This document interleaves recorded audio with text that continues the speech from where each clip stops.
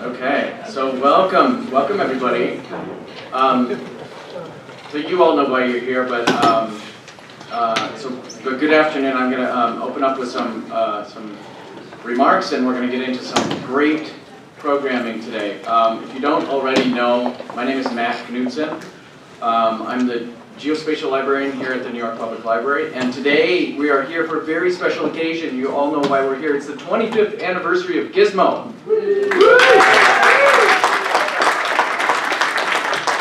Right, so this is a celebration here today, and we've got a lot of amazing things ahead of us.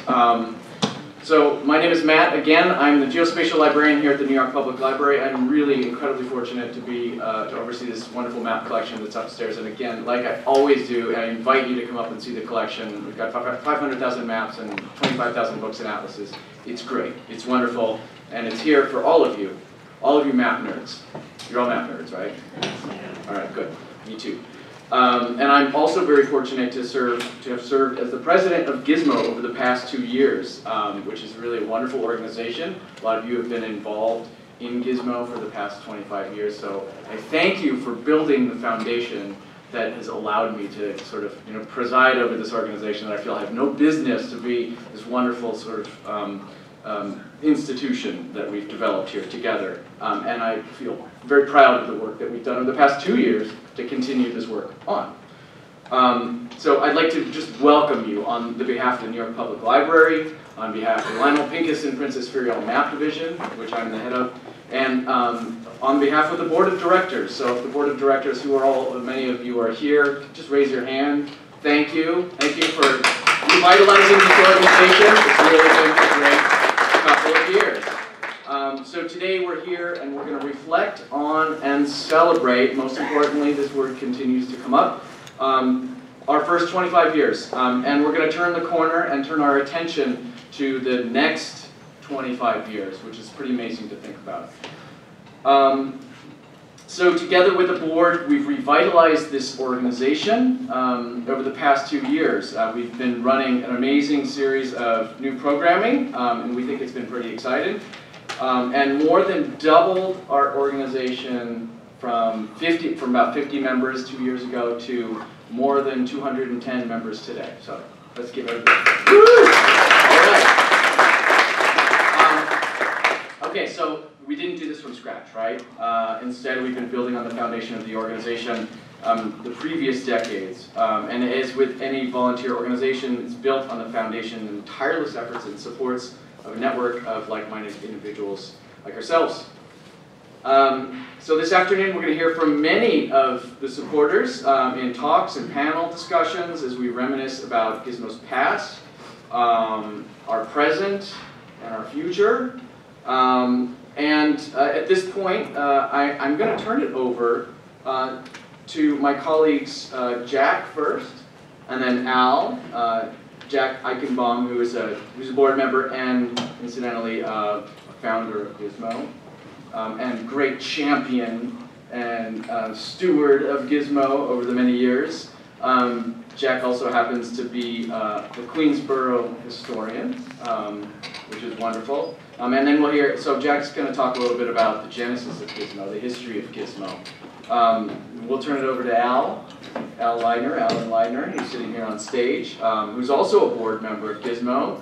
And he's the chair of the regional committee of the New York State GIS Association, co-founder and co-director of New York GeoCats, which he's going to talk about, I'm sure, a little bit.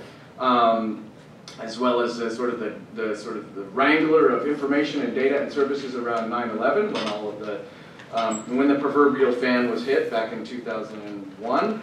And he's going to talk a little bit about the recent evolution of Gismo, and then I'm going to talk a little bit about where we are today, and then a little bit about the future. But really, we're going to hear about the future as it's unfolding right now through our panel discussions, which are going to be really wonderful. The future is now with our students. There's going to be a great panel discussion led by board member Steve Romoleski. We'll move on to another panel discussion really about technology, remote sensing, UAVs, the cloud, big data analytics. That panel discussion will be led by Sean Hearn. We'll finish up with a panel on crowdsourcing social media in New York City's GIS startups.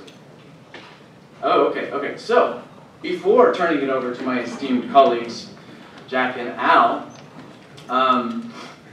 I'd like to invite a special guest we have today to the podium for some introductory remarks. I'd like to tell you a little bit about her before we invite her up to the stage, though. We have with us today Manhattan Borough President Gail Brewer, who just walked into the room and standing and now sitting in front of us. So Gail has been a huge GIS supporter throughout the years from the earliest days of Gismo, and has advocated for each step forward that this community has taken in building enterprise GIS in New York City. She has continued to be a tireless GIS advocate through the years on the City Council and as the chair of the Technology Committee there. And she's continuing this support on through as her work as Borough President of Manhattan, which is fantastic. So we have a lot to be thankful for here. Gail's work on public data legislation, we all know, has helped make New York City a leader in opening GIS and opening our data in the civic technology and civic data world, which we know is really, really instrumental in transforming the way we use data and in the way that we've sort of taken a hold of it as a public asset. Open data, such as the new data available through the New York City GIS portal, is really enabling our communities, allowing our communities to better understand and analyze and take the reins over trends and the problems, and is providing incredibly valuable information resources to help local businesses grow and thrive as well. So it's my great pleasure to introduce the Manhattan Borough President, Gail Brewer.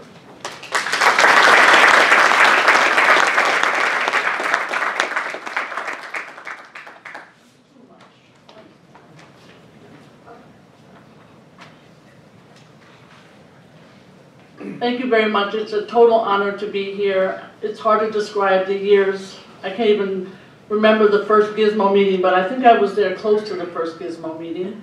But to be here 25 years later is a real credit to everyone. So thank you for inviting me to say a few words. The people sitting up front here are heroes of mine in the 1990s, way back, is what young people say, but it's not so long ago in my life. Jack Eichenbaum, I remember I spoke at your organization, and then, this guy Leibner, not only does he a hero, but he also lives on the west side, not far from me. And all the GIS leaders, I remember when we used to meet at the Fund for the City of New York, and we thought, this was really cutting edge technology. I don't think we ever, what you're doing or what you did then, I don't think people realized how amazing it was and is. So those days are really special to me in terms of what I learned from you. Gismo became the place where strategies for creating an accurate citywide base map, I called to Al Leitner, but there are other people. He was at DEP, I remember. I didn't know what the hell he was talking about. And the enterprise GIS first emerged. The concept then was that almost all information used by the City of New York could be brought together by employing location information and then using it to support city services and to guide policy. That was radical at the time, very radical. And ever since, I've tried to be supportive of GIS. I remember when Al would invite me to the meetings with people in the city who are technologists at the time. Sometimes it was just somebody who was interested in the department in the 1990s, and people came together. It was really an honor to be there. And this base map initiative was groundbreaking, bottom-up effort by many of you, by city workers who wanted to improve the delivery of services and knew that the base map would help. And I did the best I said, as I indicated, to be supportive. I remember when West Nile struck in 1999 and then 9/11, and it turned out how important the GIS system was. No surprise to you. I remember seeing Al at the subway on 9/11. He knows this story, and he was going down to the 9/11 crisis tents and trying to figure out how the base map could track, and all the work that you had done in GIS made a huge difference. And God help us, let's hope there's no other crisis like that, but certainly that was an example of all your work being put to use. And then when I was on the City Council for 12 years, I welcomed the opportunity to chair the City Council Technology Committee. I was laughed as to why I got it. I think Noel knows, but basically I supported a guy named de Blasio for Speaker, and a woman named Quinn won. And so when that happens, then you end up with a committee that nobody thinks is important. Like, it's not housing, it's not health. So I ended up with technology. Nobody was interested. And Al and Jack and Wendy and others came to the meetings like a posse. We had an old Higgle, he'll be speaking to later. He would come and we would try to figure out what was a step that would advance the issues that you care about so much. Certainly GIS was one of them. And needless to say, a decade or so later, people understand the importance of that early work. And I think I understood not exactly what you do, but I know the transformative powers of information technology, and I wanted our city to take maximum advantage. And we certainly, with your assistance, I think we brought some things to the fore. So part of my vision included making the vast amounts of information being generated by the city IT and all the GIS operations available to the public, just like you have always believed. And the reason I've been interested in technology is I don't even have a quarter or an eighth of your expertise, but I always believe that government information should be public. And this, of course, your expertise is a means both for making government more transparent and for getting data into the hands of community groups and individuals so problems can be solved, city problems in particular. As was indicated in 2013, with your help, we passed the NYC Open Data Law, and I think this legislation is an important landmark in the open data movement that's now sweeping across cities across the country. Anyone can go to the city's open data site and download hundreds of GIS layers for their own use, and it's exciting to go to conferences like this where the expertise isn't as dramatic and fabulous as it is here, but people are using the data. We can't stop here. I know that in the years coming up, we have to figure out how this data is useful, and thanks to some of you in the room, we've been training CUNY students how to use this data and then taking their expertise to the community boards and helping them map schools, recreation facilities, affordable housing, Vision Zero concerns, etc. The community boards have never thought about doing this, but with your expertise, they are. Of course, there's the issue of education technology to make sure that all public school students have access to the latest technology. Easier said than done. And this means mapping some of our broadband connections, not just to the classroom, but to the home, to the local institutions like our great libraries, to commercial locations, and so on. Without your GIS technology, we would never be able to get an accurate map of the various connections, wireless and Wi-Fi. And these and many other challenges require open geospatial data and the tools and skills required to produce real intelligence about the choices we make. Thank goodness for the Gismo community. So finally, I'd like to see New York City continue to expand as a hub of IT and GIS business activity. Obviously, we want establishment of new startup ventures. Our city's vast open data resources will help to fuel this growth. We want New Yorkers creating innovative GIS businesses and generating thousands of jobs. And in the coming years, I look forward to continuing my very special partnership with Gismo. I read every email, half of them I have no idea what they're talking about. So we can develop and implement, but I follow, I don't do anything with that listserv. My neck would be cut off. So we can develop and implement new ways to apply the data and technology to make our city better and a more vibrant place to live. So congratulations on your 25th birthday. Since your founding, you have been a touchstone for me and countless others, and a personal inspiration in my own efforts to educate my colleagues in the City Council. That wasn't an easy job.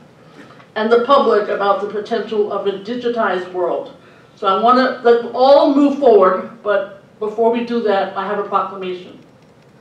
You guys need to come up.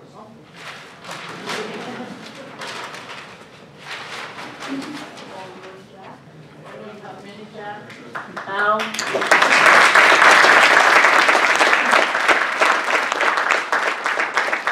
So what it basically says is Gismo began 25 years ago, having grown to become one of the city's leading hubs for GIS, and it talks about the amazing work of Jack and Al, and the GIS field grows more vital with each year by using historical and contemporary data. So now therefore I, Gail A. Brewer, do hereby congratulate Gismo on your 25th anniversary, commend its major contributions to our city, and proclaim Friday, May 1st, 2015, Gismo Appreciation Day in the Borough of Manhattan. Congratulations.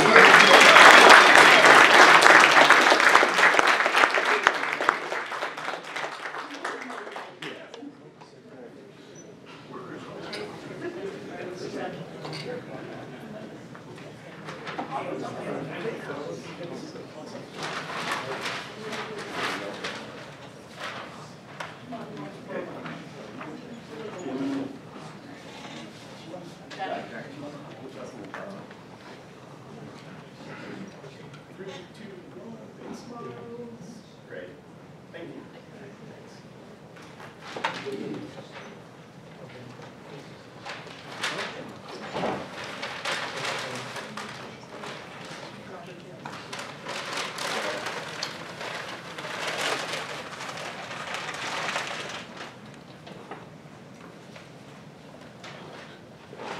We now return to our scheduled program, and that's me. On your program, thank you, Gail, for getting here on time. Much appreciated. We would have interrupted for you. Well, I'm used to that with all the politicos. It happens. All right, I'm going to take you back in time to when I started Gismo, but I'm even going back before that. I'm old now.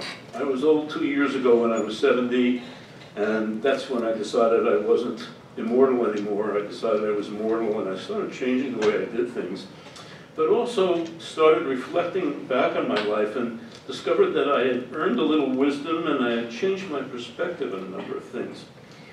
And I get to make statements like this. Who in this room used GIS for the first? I say it's me. And I used GIS in 1970. Anybody beat that? Of course, it wasn't called GIS then. It was called computerized mapping. I was a graduate student at the University of Michigan in urban geography at the time. And on my committee was Waldo Tobler. Some of you may know that name. He was one of the fathers or principles of computerized mapping. The term GIS doesn't come along until later. And with his early programs on a mainframe and a terminal, I was able to make point maps of 270 families who were forced to move because of an urban renewal project in Detroit, Michigan. And I was able to analyze that data by looking at subsets of that group by age, by ethnicity, and other things. And so those maps were very important for me to test various hypotheses I had of why and how people move when they're forced to move in an urban renewal project. And we're still doing that kind of thing today, so that was important to know. Unlike many of you, I also remember slide rules. Mainframe computers, terminals in underground computer centers where everybody smoked, and where you submitted programs and data on punch cards. I remember life before the internet, before email, before the PC, and before the iPhone. For me, the Vietnam War was not ancient history. In 1982, I was hired by the City of New York Department of Finance to be part of a team to computerize the property valuation system. First, we spent 3 years collecting data and photographing the nearly 1 million tax parcels in the city. There were about 40 of us. Then, using primitive PCs in 1985 are very different than the PCs we use today, we began manipulating the data. It became clear from the onset that we needed data from other city agencies to understand property value variation. location, location, location. Things we needed was zoning. We needed crime statistics. We needed ethnicity and Board of Education school district boundaries. We also needed GIS, which I already knew about, which at the time in New York City government only existed as a complex mainframe system in DCP. And in those days, and Gail will remember this very well, sharing and cooperation between city agencies was difficult, except at the very top of the hierarchies. Oh, the commissioners might talk to one another, but people doing the same thing or using the same technology in different agencies never got to talk to one another.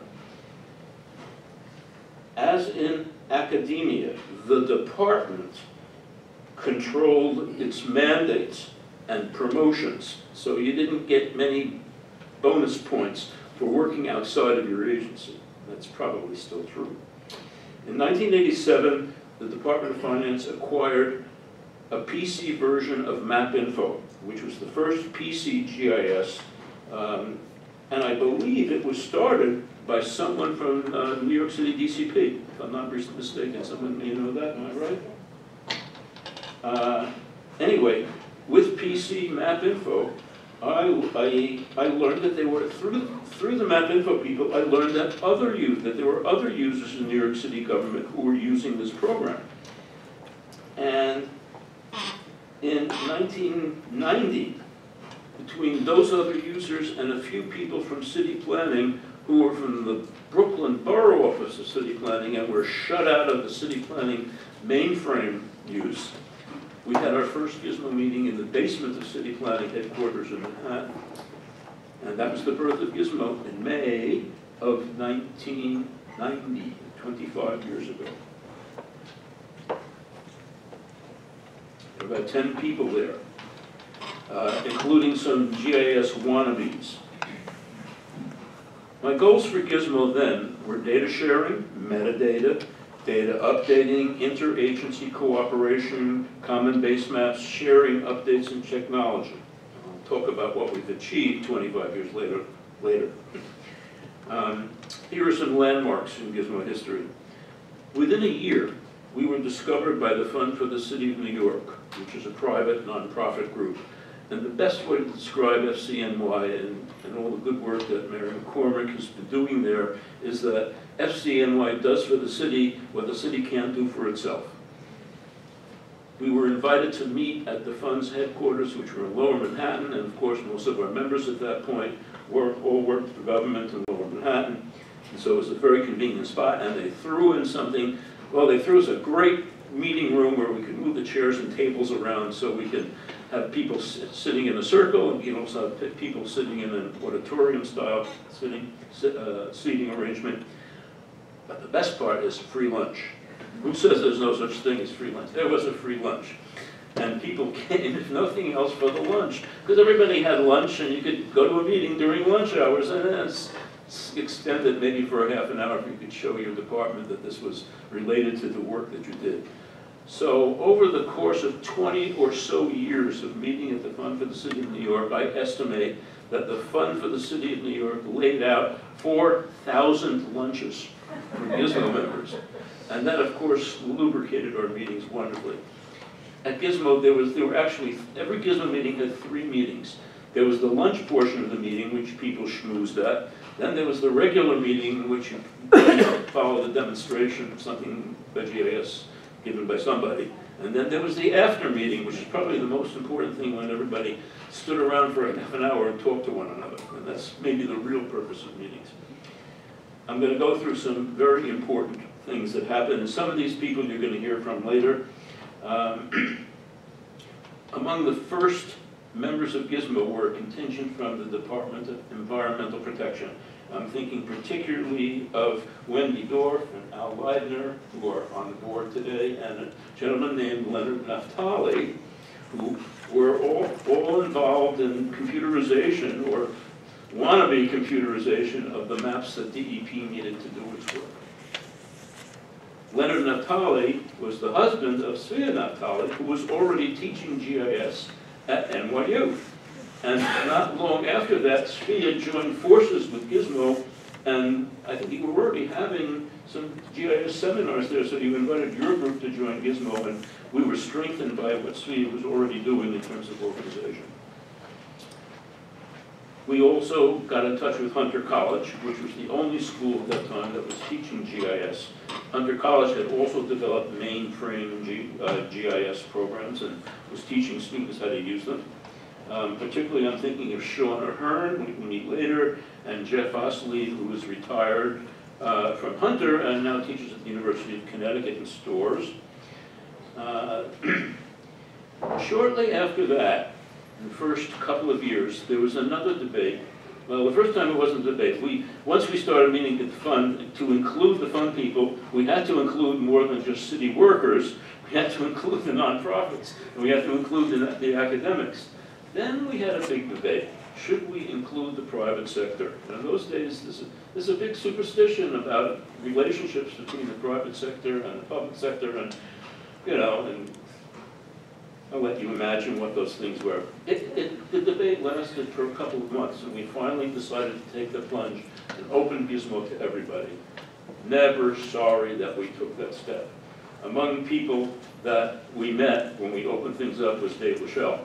Dave Lachelle was the representative of ESRI, which was already marketing itself to governments, and had already produced by that time a mainframe, a PC version of ArcInfo, in addition to their mainframe version, and that became a competitor, and I think they beat out MapInfo. I never learned ArcInfo. MapInfo was simpler. I still think so. But I mean, ESRI obviously has become the world leader in producing systems for nonprofits and governments, and MapInfo has really cultivated the business world. We also met two people who worked for Price Waterhouse. They were Noreen Weissel and Dave Peterson. Noreen Weissel is a member of our board and should be here, or she's maybe coming a little bit late. She's got a panel to moderate. And Dave Peterson, the last time we heard from him, he was skiing in British Columbia. He was a very quirky kind of guy. I liked him very much. And he is the one that brought Gismo to the internet. He created a primitive kind of URL, a website on the internet. And he shows me, all you have to do is type in Gismo. And it comes up. At that time, GISMO, the only thing, first thing that would come up would be New York City's Gismo. Now you have to type in GISMO NYC because there are other gizmos out there. So it will always be, I mean, Dave just blew me away with that, and I wish him good luck wherever he is. That was a startling thing to me that we went live on the internet. In the year 2000, Gismo celebrated its 10th anniversary at the Queens Museum Unisphere Gallery, included a GIS map exhibit, and expect something similar later this year, 25th anniversary, also to be celebrated at the Queens Museum, Unisphere Gallery, an exhibit of GIS maps of New York City. In 2001, 9/11 occurs. You'll hear much more about that from Al. I'll say one thing. We had email by then. I sent an email to about 500 Gismo members and affiliates. And we got enough answers to support from Gismo professionals 24/7, a mapping center on the pier of a recovery that lasted for several months. We were able to make maps for all the agencies that were involved in the recovery. That was one of our crowning moments of real joy that, first of all, we were able to use the social media provided by the internet, and that so many people who were involved with Gismo responded and helped make maps in the recovery period. I also, later in the next year, I gave a plenary speech at ERISA, and I used the analogy of the Justice League of America, if you remember those comics where Superman and Batman and Plastic Man and all of those guys worked together for the common good, and that's what the people in Gismo were doing. They were terrific people who had learned to work together. Unlike 10 or 15 years ago when people didn't work together so well. Before turning this over to Al, I have to reveal my Superman costume. That's this. Superman concert. There are no phone booths. No phone booths anymore, so everybody's on the cell phone. So I'm not going to go overboard with this. This is, remember this T-shirt? Yes. Al had organized a kind of a seminar with the people who ran a group called Public Technology. And there were people there representing all kinds of technologies in New York City. And each of us was asked to give a little spiel about why our technology was important. And I gave a spiel about GIS. And I gave the best spiel, and I won the T-shirt. And you can see, you can see this. This is their symbol. It's a big hand, but it also says Public Technology on top of that. All right. A few more things. In retrospect, Gismo's objectives that I put out before, we achieved interagency cooperation. We achieved a dialogue between city, state, and federal agencies, private sector, and the nonprofit sector, and many of us have become friends in the 25 years that Gismo existed. We lobbied successfully for integrated open data and for a common base map. What has not happened is lots of data issues. These remain. Data is so fiercely political. Data is collected mostly by political agencies. So the data does not cross political lines very well. And so New York City has integrated data. But suppose you're driving from Queens to Nassau County, or from Westchester into the Bronx, or you cross the Hudson River into New Jersey, the data look like something else entirely. We have not been able to integrate our data with other political entities that we're surrounded by. For city services, it's fine, but if you're talking about ecology, economy, transportation, you got to go across those lines, and we are unable to do that.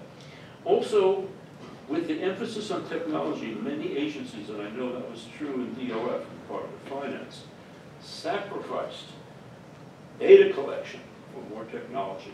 The incredible data collection that we had in the 80s, when we collected information about every parcel, was supposed to be updated on a 3-year cycle. It never was. What we did is we got more and more computers and more training, and we didn't update our data. I can't speak exactly for other agencies, but I know by word of mouth that it became true in many of those agencies. And in some of those agencies, data collection was never their forte either. GIS runs on data. That's got to be the most important thing. And if your data is not up to date, if you haven't gotten the metadata correct, if you haven't gotten ways of communicating about data, then that's going to be the most difficult part of what you're doing. The rapid growth of geotech has created other pitfalls. I have to put my glasses on for this. All stuff.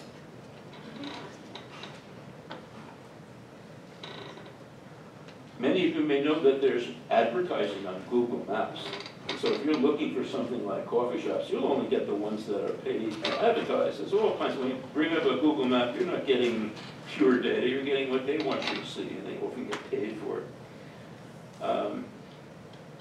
Faulty GIS systems. Have any of you ever been in a car with a GPS? And people are getting dumped down because they keep trusting the GPS. All kinds of problems because the GPS, the data isn't updated.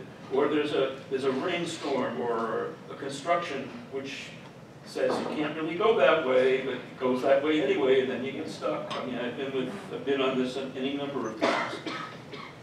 We have learned to trust the technology when we don't have up-to-date data. Also, there's so many people out there walking on the streets, the zombies, the cell phone zombies who are using GIS for navigation to tell them where to walk. Of course, they don't look out where they're going, and often they walk right into you. We've all experienced that. And they're shut off from the real world. They're living in a two-dimensional world. 10 hours a day looking at two-dimensional screens, whether it's television, a computer, or a handheld cell phone. Not in the real world, not in the three-dimensional world.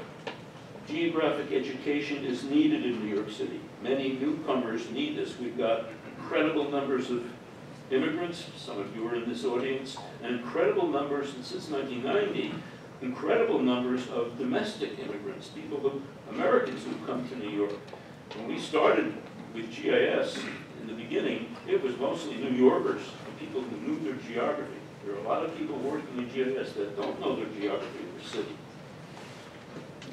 The best GIS is still the human brain, which can integrate data received through our senses with geographic concepts instantly and completely in the present. Thank you.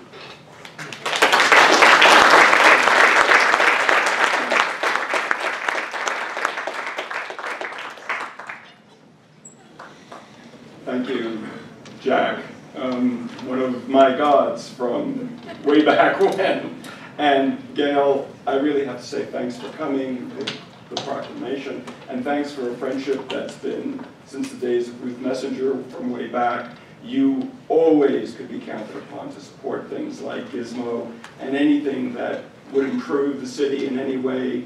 And even though you say you don't really understand it, I know truly you get it because you're the one who introduced that open data legislation, so you understand what bringing together data does and how important that is and what it's going to mean for the future. So I'm going to try to be brief. Do you have my, what? Page down. Okay. Okay. There, okay. So I actually started in, and Rich Steinberg and Rudy are both saying, oh, that's me when I used to look like that. But I started my career in city government in 1969 in the Department of City Planning as a trainee. And I don't know if I met you two and Jay Bitcar then, but eventually I did. And my first job at city planning was working map trays. When a call would come in and I would be asked, you know, was my property within an urban renewal area, I used to open a big paper tray and look for the right one and find the property and say whether they were in or not. And that really began my romance with location, so that at this particular point in my career I can really say geography is the perfect medium to bring us all together, and that spatial is special. And you know, from my viewpoint of GIS, the people who really started it, the bedrock, the originators, were these three that you see in this collection of photos. They really built GeoSupport and the Street Centerline file and the COGIS with Jack and Department of Finance. But at the same time, there are other efforts that were going on. Department of City Planning with Wendy was building the water main map. Upstate Sources was mandated to build an upstate sources map of all the water supply and the aqueducts. And if you look at almost any city agency, those city agencies were using paper maps or, you know, taking city planning stuff and turning it into their own. There was one problem. We were creating a mishmash of maps that I sort of symbolize like that. They were in different coordinate systems. They had different accuracies. And for any one of you who I'm sure you understand that when you have this kind of spaghetti mixture of mapping layers that don't line up, the data itself cannot be reliably integrated. And this idea permeated the community that Jack started. And we began to talk and whisper to each other at meetings and after meetings, and Gismo long goodbyes. And we've been around 1990, 91. You know, what do we do about this? What do we do about this? And then the idea eventually evolved that what we needed, to sort of paraphrase from Lord of the Rings, we needed one map to bind them all. And eventually, and this was a bottom-up, grassroots effort to do what we knew the city needed to do. But there was no way a bunch of technicians and planners could possibly prevail on the powers that be to actually make available the millions of dollars that would have been required to build a basement, that one map to bring them together. But we were not deterred. And everyone, Wendy's networks, Jack's network, Gail brought in Councilman Aristoff also was a big champion at that time. And we just started to build, person by person, link by link, a consensus of opinion that we needed to build a base map and we needed to do it for the good of the city. And you know, with everyone firing on all cylinders, trying to make this happen from the bottom up, I mean, we were getting attacked from right and left. And believe me, the consensus opinion was it would never happen in New York because it was too complicated.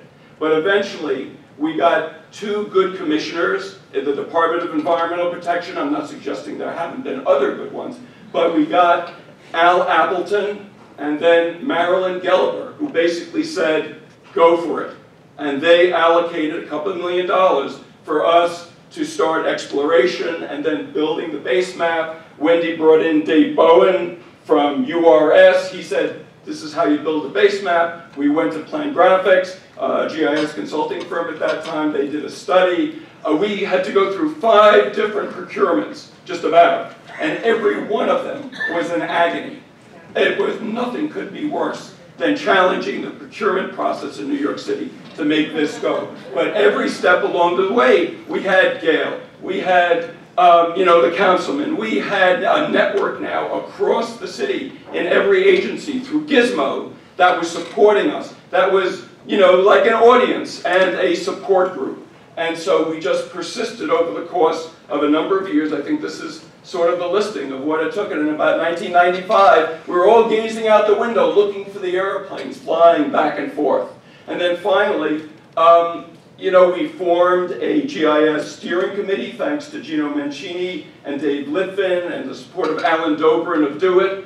And before you know it, in 1999, we put the map together. It was really a 10-year effort to make that happen. It cost about $2 or $3 million, very cheap by current standards, but it could not have been done without the network, without the community, without Gismo and the precepts that Jack really taught us about how to get things done and how to get things organized.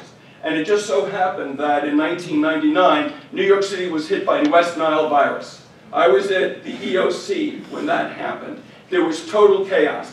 Cases were coming in from all over. We had no means to map the incidence of West Nile virus. But in 2000, when the base map had come in, and we had joined Sean Ahern, who had formed CARSI, basically doing the QA/QC for the base map, he now turned his attention with the Department of Health to develop algorithms and applications to actually manage West Nile. And in 2000, West Nile was brought under control because we had a base map and we were able to apply that information and the GIS science to solving the West Nile problem. And that, if you will, went viral, and the solution we arrived at in New York City actually was promulgated across the country. I don't want to say there were a lot of lives saved, but it wouldn't surprise me if there were as a consequence. And in fact, what I want to do, I forgot to advance the slide. This is basically what the base map looked like. So it's the imagery, okay, which you all understand, but the really unique thing is that every building footprint was digitized meticulously to within plus or minus 1 foot of absolute accuracy. And then there were a number of other layers, street layers, and parcel layers were aligned, central line layers were aligned in further stages, so that in fact we had you know, an enterprise GIS foundation that we're able to give to all the different agencies of the city to build their data upon. And then what do you have? You had JEDI.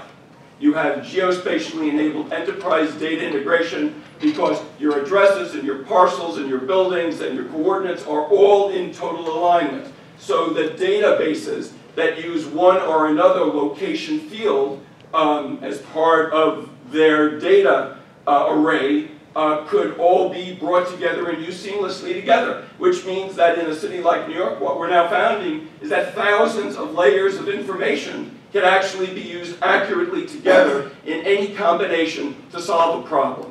This really completes the circle of IT.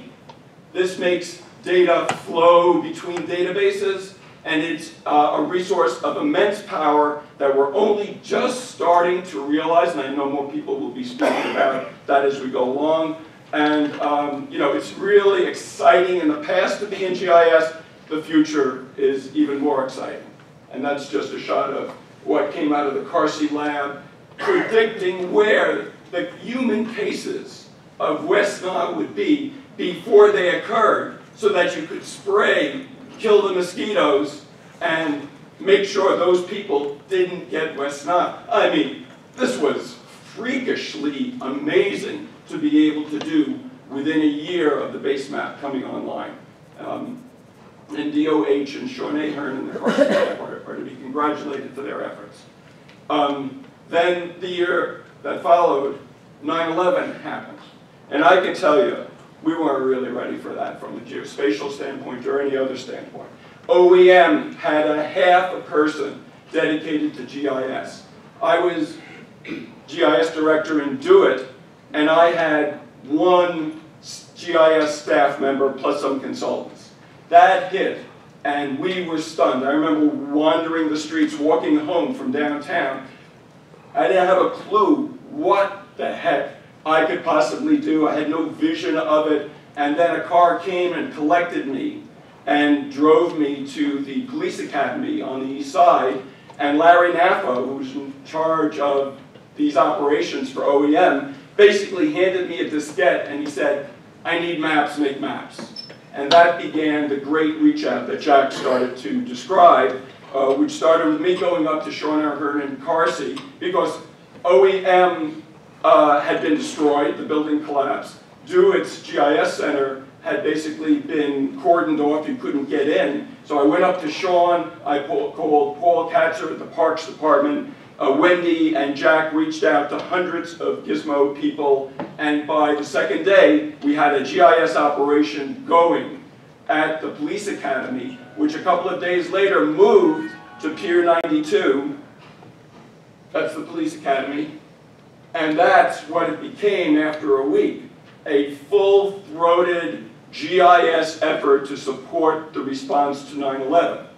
There has never been, to my knowledge, at least in civilian life, maybe in the military, but not in civilian, a GIS operation of this magnitude held to support an emergency operation, and it became the standard nationally and internationally for how GIS is used in an emergency. So we really set the standard in New York City by creating this. That's in the foreground, that's Jim Hall from Plant Graphics. There are lots of, you know, it's such a long list of people who were leaders there. There are many people here who participated in one way or the other in the response. So if, you know, you actually participated on Pier 92 or one of the other GIS centers, just raise your hand so people can see still quite a number of us.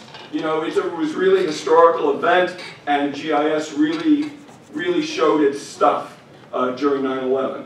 And so there was Larry Naffa, and there was the Werner brothers and the fire department, and Chang Chung, Paul Katzer, Jim McConnell, Wendy Dorff, Sean Ahern, Mike Miller, city planning, Jim Hall, Dave Lachelle, and a whole team from Esri, Bruce Oswald and Bill Johnson up in the state. I know there's Dorothy Nash from NYPD. Steve Romaliski from NYPL came in and helped us out. Ron Langhelm from FEMA. I mean, we had people from the private sector, from every level of government, and they were on Pier 92. They were all in their own operation centers, and we were exchanging information all on the base map, because that was the only way we could really communicate data effectively and efficiently. And so once again, having the base map available and in use was literally a lifesaver. It's another shot. The lovely intake station that Esri had designed for map requests. We must have produced something like 5,000 maps in the first 6 weeks. It was amazing. And we had participation, as you would imagine, from dozens of organizations. So, you know, Gismo was really, without Gismo, I don't see how we could ever have done this.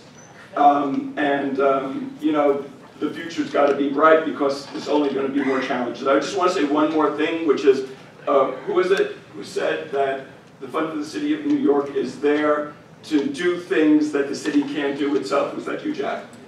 Well, once again, Mary McCormick has struck, because Wendy Dorff, myself, and Jim McConnell of OEM been noodling, there are problems, we're aware of problems, advances that we really want to make in the infrastructure area. We still haven't brought infrastructure layers together across the city, and I served a couple of tenures as president of the New York State GIS Association, and I know that there are hundreds of local governments across upstate New York that don't have GIS that could use it. So we worked for 2 years trying to figure out, what do we do, what do we form, how do we make this happen? And ultimately we went to Mary and said, what do we do? And she said, well, why don't you become a partner organization of the Fund for the City of New York, solicit foundation funding, and then use that money to start projects that you need to advance GIS in New York City. And the result of that is we now have a new organization called NYGeoCats, or New York Geospatial Catalysts, whose purpose is to do the projects that ordinarily would not be done by city government or state government. And as proof of Mary's commitment, she has given $10,000 to the New York State GIS Association to start a project to provide methodology and tools for upstate have-not jurisdictions, municipalities, towns, villages, counties, to actually start down the road of GIS. And we're hoping to attract other money on infrastructure, on education, on archiving, a whole bunch of things. If anyone here has a really great GIS project that can't get funded, talk to us. You never know. But we're going after money, and we're going after projects that need doing that otherwise wouldn't happen. And it's just really just another step forward for the Gismo community. And again, I would just simply conclude with the fact that what Jack taught us, that GIS is a special community, that we function best when we're talking to each other and collaborating, and I think that's proved itself over the years. So thank you for being here, and my pleasure to speak to you.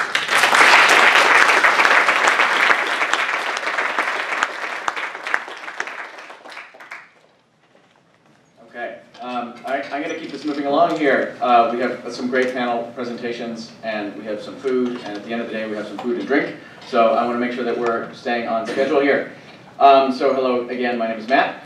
I want to say a few words about Gismo today, and then turn a little bit toward the future, but leave most of the future prognostication to our panel, to our great panels which we've arranged.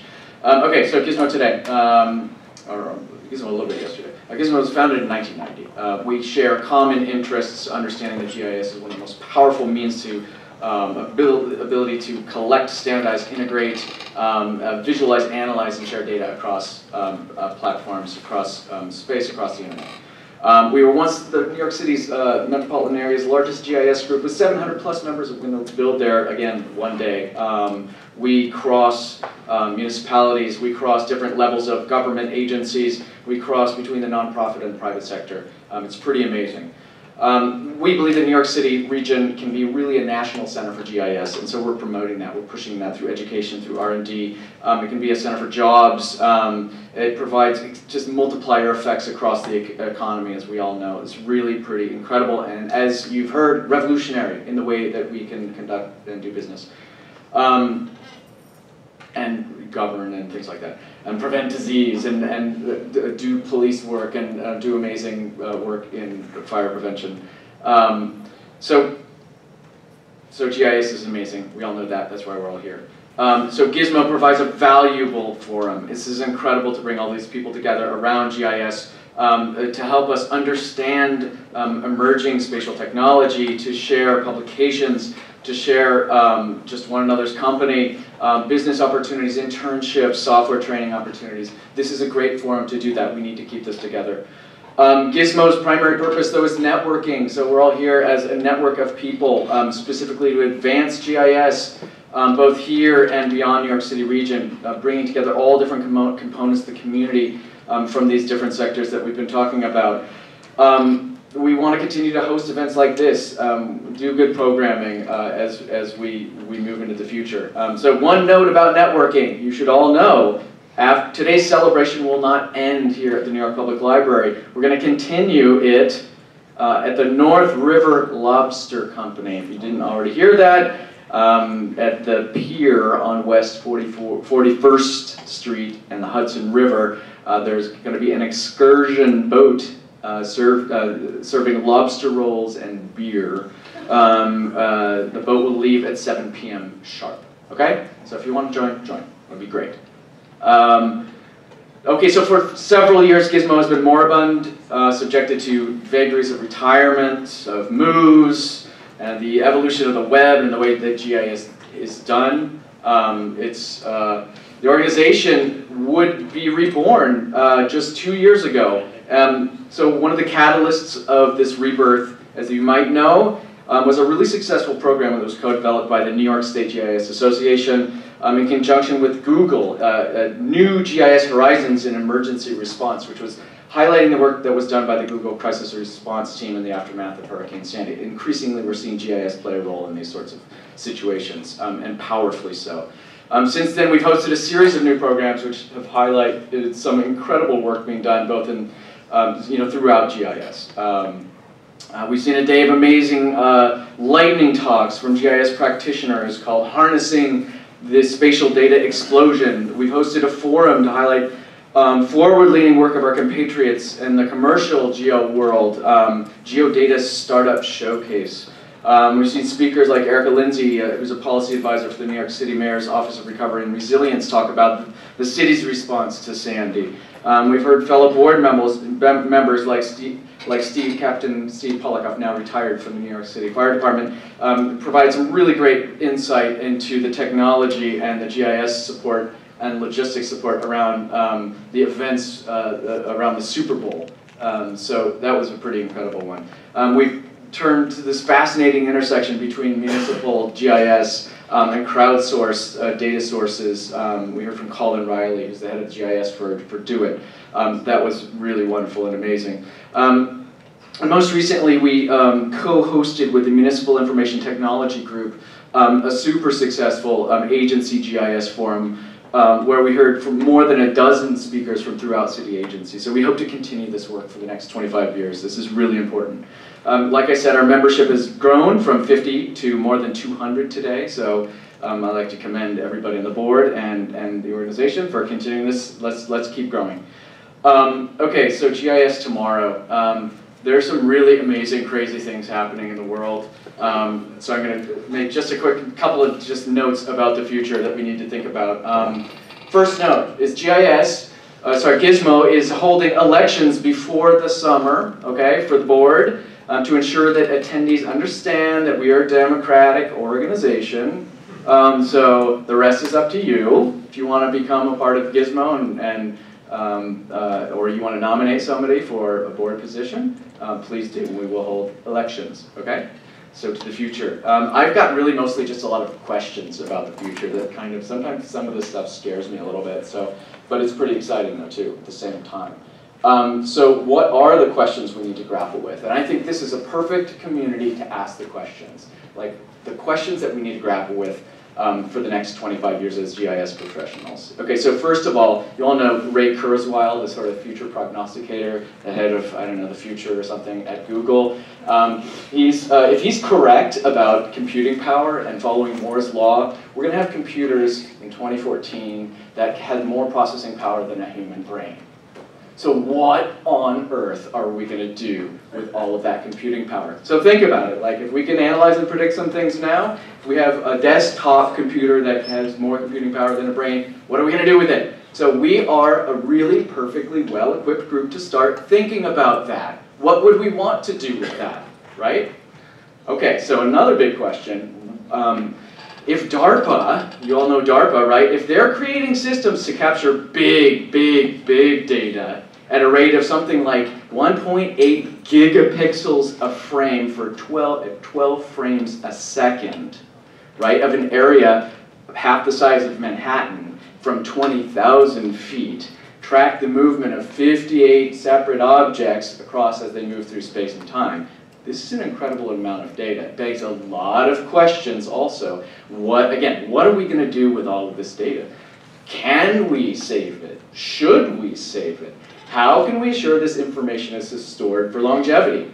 I don't know any of the answers to any of these questions, but they are major, and they are raising major policy issues also about privacy, about many, many different things. These are really, there's an incredible amount of data that's being collected at an incredible rate, unprecedented, like nothing we've seen before, and it's happening now.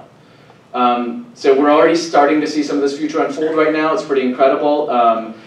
Google's creating maps by driving cars around and using Street View and distributing all of the sort of the validation of this information among millions and millions of users. If you've seen CAPTCHA, you see their street addressing system and their geocoders are being built by a giant distributed audience of people, right? And I think they're not necessarily creating that map for humans, right? So they're also creating cars, right, Jack? We lament this GPS, this damn GPS that gets me lost all the time. Well, in 2040, we're not going to be driving, probably, right? I mean, all right, so we're not going to be driving. So there's a lot of questions, there's a lot of hard questions about, and I think at the core of the most important questions we're going to be asking in the next 25 years are what are we gaining and what are we giving up? And that sort of the philosophical questions that we have around that, what are we gaining, what are we giving up by employing and adopting technology? And I think it's really exciting. So, I mean, one sort of interesting answer that's sort of cropping up now is around OpenStreetMap, users around the world in contributing data, real-time data, photography, map changes, pulling together to create an open data set and a mapping platform that can be used to power self-determination, humanitarian good, all kinds of really amazing things. So we're at a very interesting cusp in terms of technology, in terms of creation of data. It's such an amazing array of technologies that are rapidly developing. And of course, I've just scratched the surface. I'm not trying to prognosticate about how we're going to be or what we're going to do. But groups like Gismo, I can say, are going to be really, really instrumental in helping to shape those questions and shape that debate. So we got to stay together, okay? That's what I'll say. And it's even more important, yes, that practitioners like us, that across industries, across professions, both in the public and the private world, we're critical now as ever to keep this community informed, to talk about this, to ask the questions that will need to be posed so that we're not moving blindly forward at the warp speed present we're in right now. Okay? So I'm going to turn it over now to Jack and Al, who are going to give some shout-outs to Gismo members who've been instrumental in both building and creating and maintaining Gismo across the last quarter century. Oh, and first there are people here who are doing it themselves. And after this we'll follow with some great panel discussions that will posit some direction into these amazing futures that we're entering now at this moment. So. Do we have mics that can... We have mics, yeah. We can pass mics around. All right. Okay. Inside your program is the order in which you're going to speak. And then after the last person who's here is Dave Lachelle. And then after Dave Lachelle, Al and I will be speaking for other people. Wendy as well. Okay, so from John Konarski of the American Geographical Society. Hello. Hi. Good afternoon. My name is Celine Lawrence. I'm from the American Geographical Society. Our executive director, John, who you know very well, he couldn't be here today. He sends his warmest regards. And we just want to congratulate Gismo on their 25th anniversary. And we really feel that Gismo is the new face of geography. And we're just really proud to be associated with what is widely recognized as one of the most, or in fact the most influential and exemplary GIS organizations of its type in the nation. And we look forward to at least another 25 years of continuing our partnership and promoting our shared cause of expanding and enhancing geospatial knowledge and technique in New York and beyond. Thank you.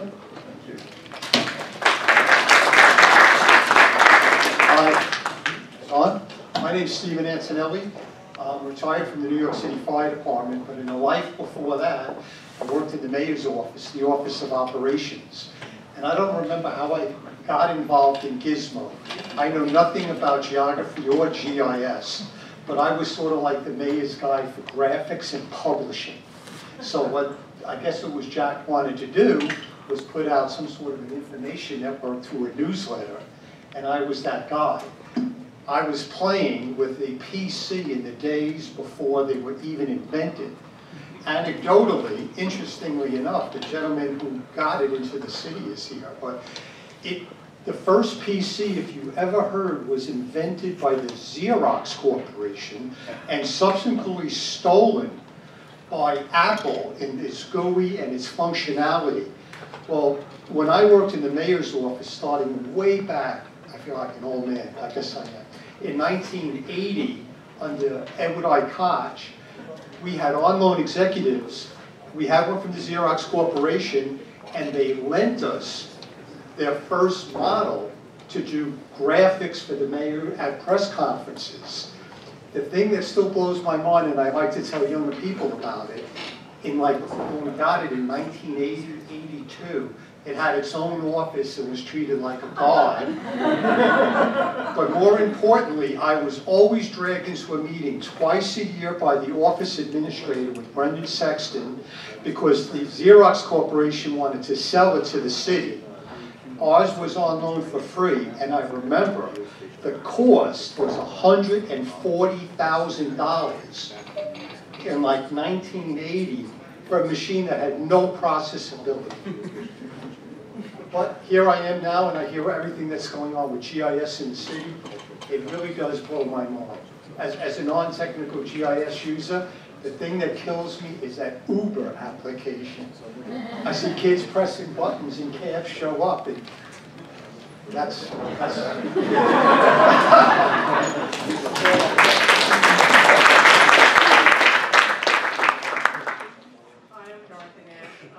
was kind of interim caretaker of Gismo in the years. Jack, what year did you retire?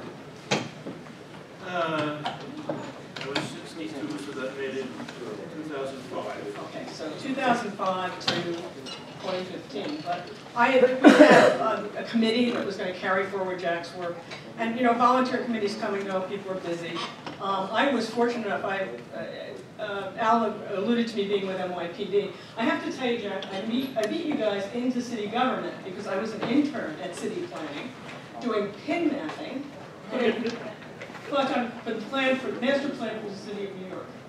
Okay, so, and I actually have credit, which is bizarre, because I began and ended my career. I was fortunate enough, my last assignment at NYPD, there's Erica, oh, hi, was with OEM. And Jim McConnell at the Office of Emergency Management is a huge, huge factor in keeping Gismo going in the years. When I started out, when I came late to mapping and mapping support and all that, I was assigned to a unit in NYPD called mapping support that neither did mapping nor support. It was a little bit of a shock. And there are people sitting in the audience who know about this. But there are a lot of things. We weren't allowed to go to Gismo meetings because it was a place for people to go get jobs other places. And at some point we broke through that and went to lunch and all that at the Fund for the City of New York. One of my favorite meetings was with Rich Steinberg was in the audience, and the guy from Census was trying to explain tiger. And Rich is in the back grumbling, because lion trumped tiger every time, absolutely.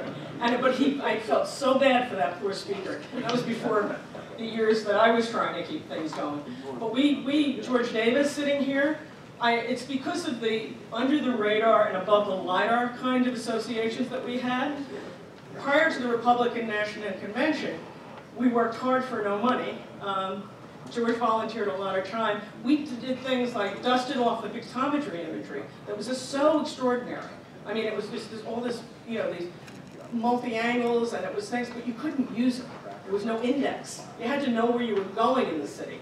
And George hooked us up with some people out in Boeing who'd been jet plane designers, and they wound up, before the Republican National Convention, you could pop up any building in the city and get the view from all sides, okay? Svea and Len did the first map info, actually was easier to use, forgive me, Dave, okay? Was easier to use. But, and it was a benefit to the police department because in the uniform side, they kept turning over. You got a promotion, you had to go someplace else. So you'd have people that didn't, very few people stuck out. Jeremy, you've been doing it for a long time now, right? About 10 years. Okay, 10 years. They're trying to get me to wrap up. I have a lot to say. I'd like to be invited back to do it at some point, okay? Because there's a lot that went on. And I have to tell you, these relationships, talk to everybody in this room. You never know who you're going to find that will turn up and turn out and do things with you 18 hours a day. And have a theme song, right? Can we sing? Just for a minute? Come on. We Work hard for no money. Go hard for no money. Bump, bump. But it's Gismo. That's it. Okay. Thank you.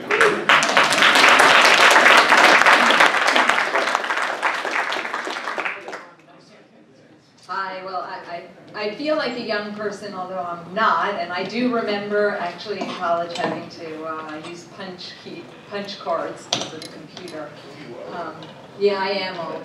So, but I am actually very brand new to Gismo, and thank you, Alan, for inviting me. My name is Sharon Sputz, and I am actually new in my position. I'm at the Data Science Institute at Columbia University.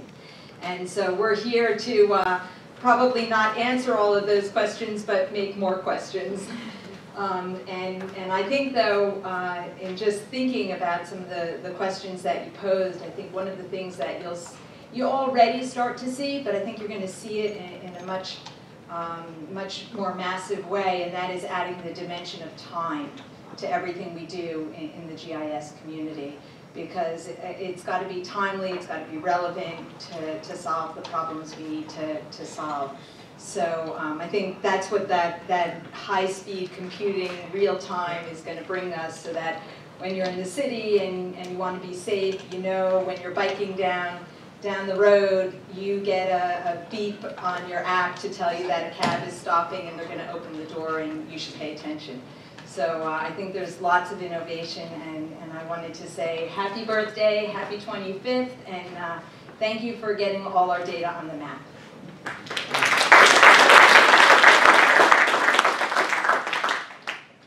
I'm Svea Naftali. I arrived at Gismo actually in the first year because my husband worked for DP and dragged me there. I had just finished a dissertation in historical sociology, very esoteric. Didn't know what to do next. And I got caught. And started at MapInfo, but very, very soon, about a year later, I moved to ORG and met a lot of people. Dave Lachelle was instrumental in helping me out and coming to a lot of meetings that we had at New York University, if you remember, like workshops.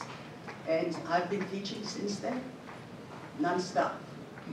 And it's been a wonderful career, and I thank ESRI and Dave and all of you, friends, and Gismo.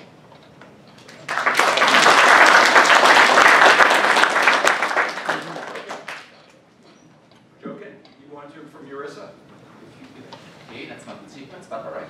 Oh, I don't know. Dave next. Oh, all right, so Dave. Hi, my name is Dave Lachelle. Let's see, I went to my first Gismo meeting in 1995, and I remember the day distinctly because I was extremely nervous. And when I walked in the door, it was a whole new world for me, and there was, Jack must have seen this and jumped right up, and I remember your face. It was like new meat to me, or new ideas, I hope. Back then, as we all know, the web was not present, and communicating and sharing was very difficult. I worked without an office in New York, and I just went between phone booths. I had my favorites. We had a mapping our favorite booths, and that was my office. Gismo gave us the conduit to share and collaborate and to learn. And you had to do that practically in person to make that happen. Back then, communication was so difficult, you had to find ways to convene in group. And it became a family. It still is. What was special, if I could say a couple words from the private sector view, is that it was a neutral zone for all of us and a friendly place. The competition was always very aggressive, it still is, and representatives from organizations that would compete with Esri all came, and we were all friends. MapInfo, Autodesk, Intergraph, Small World, Bentley, go on, GDS, on and on and on.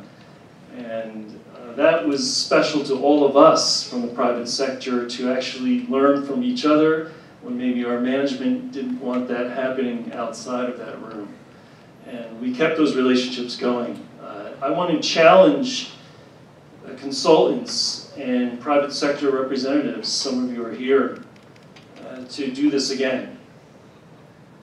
The meetups that I go to now that are geo in nature, not really that way, not yet.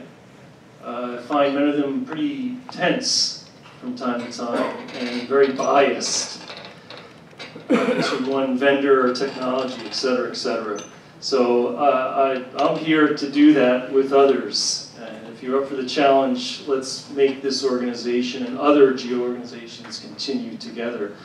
Society today needs you, GIS practitioners, more than ever.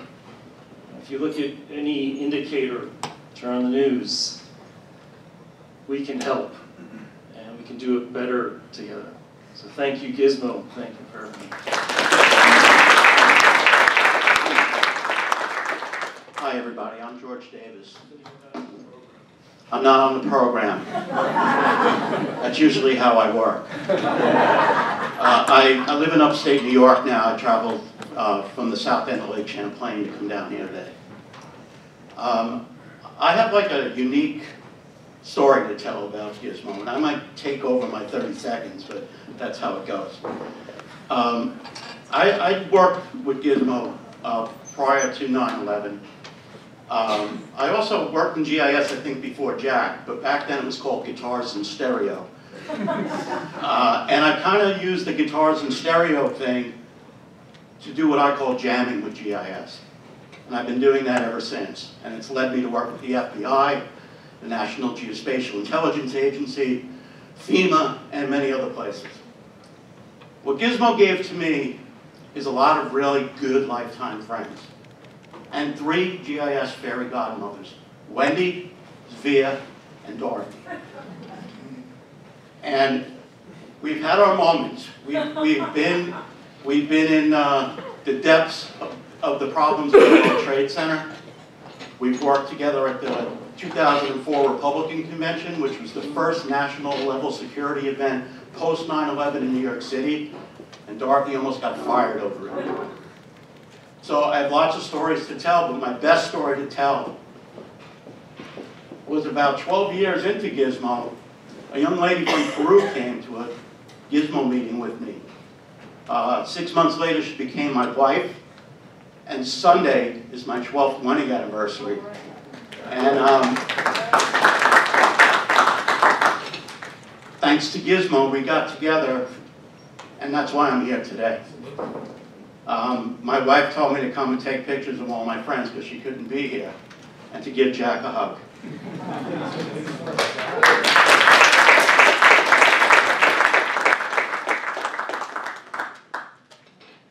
My name is Jochen Albrecht.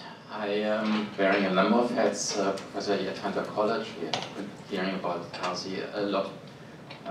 But what brings me here to the microphone is that I'm also a board member of URISA, the Urban and Regional Information Systems Association, which is a bit older than Gismo. We had our 50th anniversary 2 years ago. But it has a very similar origin to Gismo.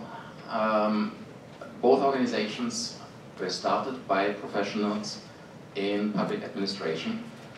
And the one word that I have been missing through all the speeches that we have heard so far is the word professional. So Gismo is unique in that it is an organization run by professionals, but like a grassroots organization. It's very much a grassroots effort.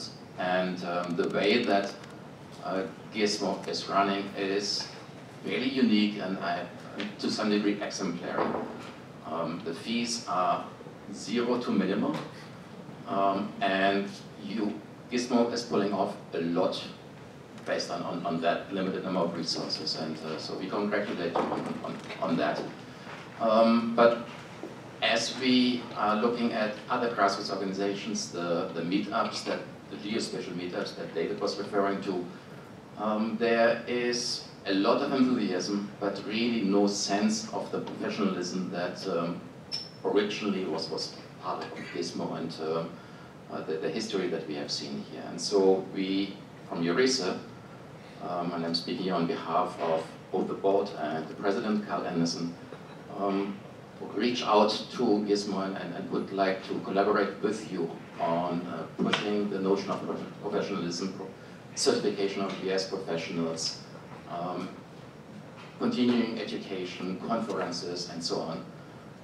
So the 2,000-member organization EURESA and the 250-member local organization of Gismo should work together, and we embarked on first tentacles reaching out to each other, and hopefully this anniversary will be the starting point for more of that. Thank you.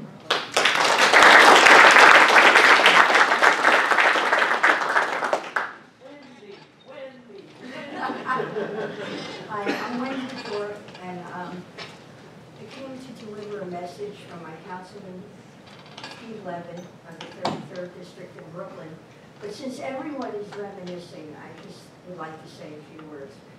First of all, thank God, Matt, that your generation has all of these questions to handle in the future, because I'm very, very still stuck on collecting data and mapping the infrastructure.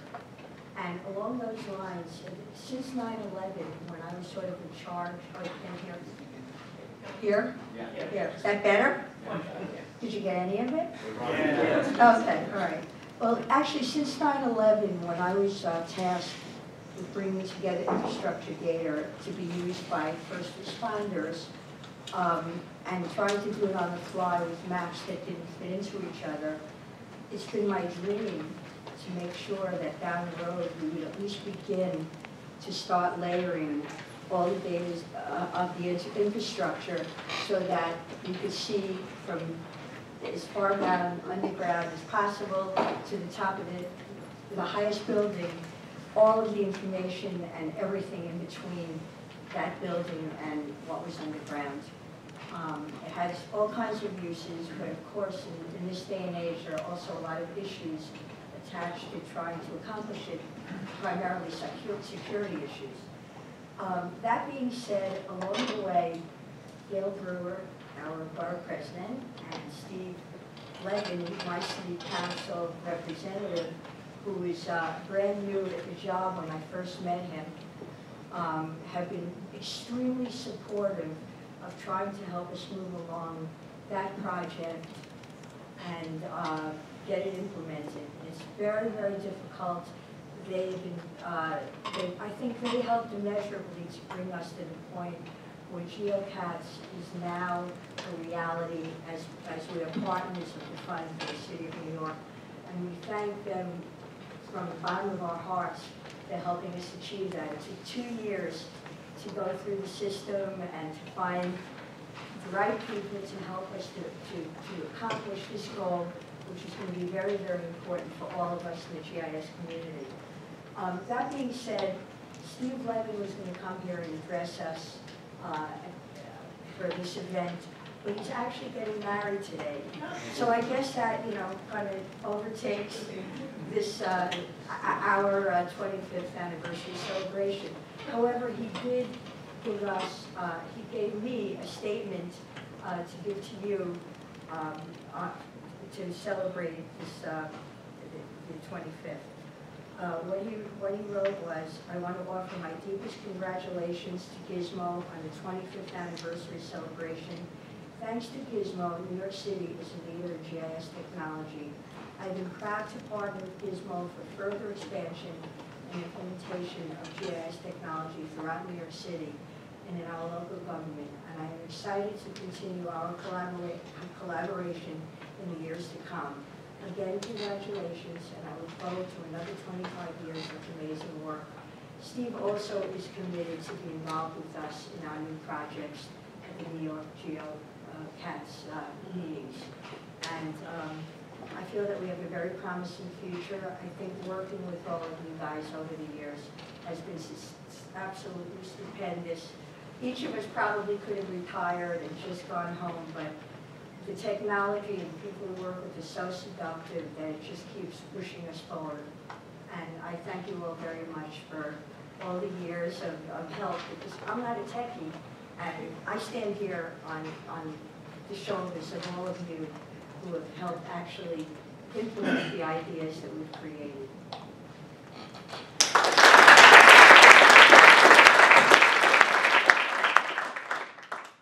I'm reading a statement from Bruce Posner.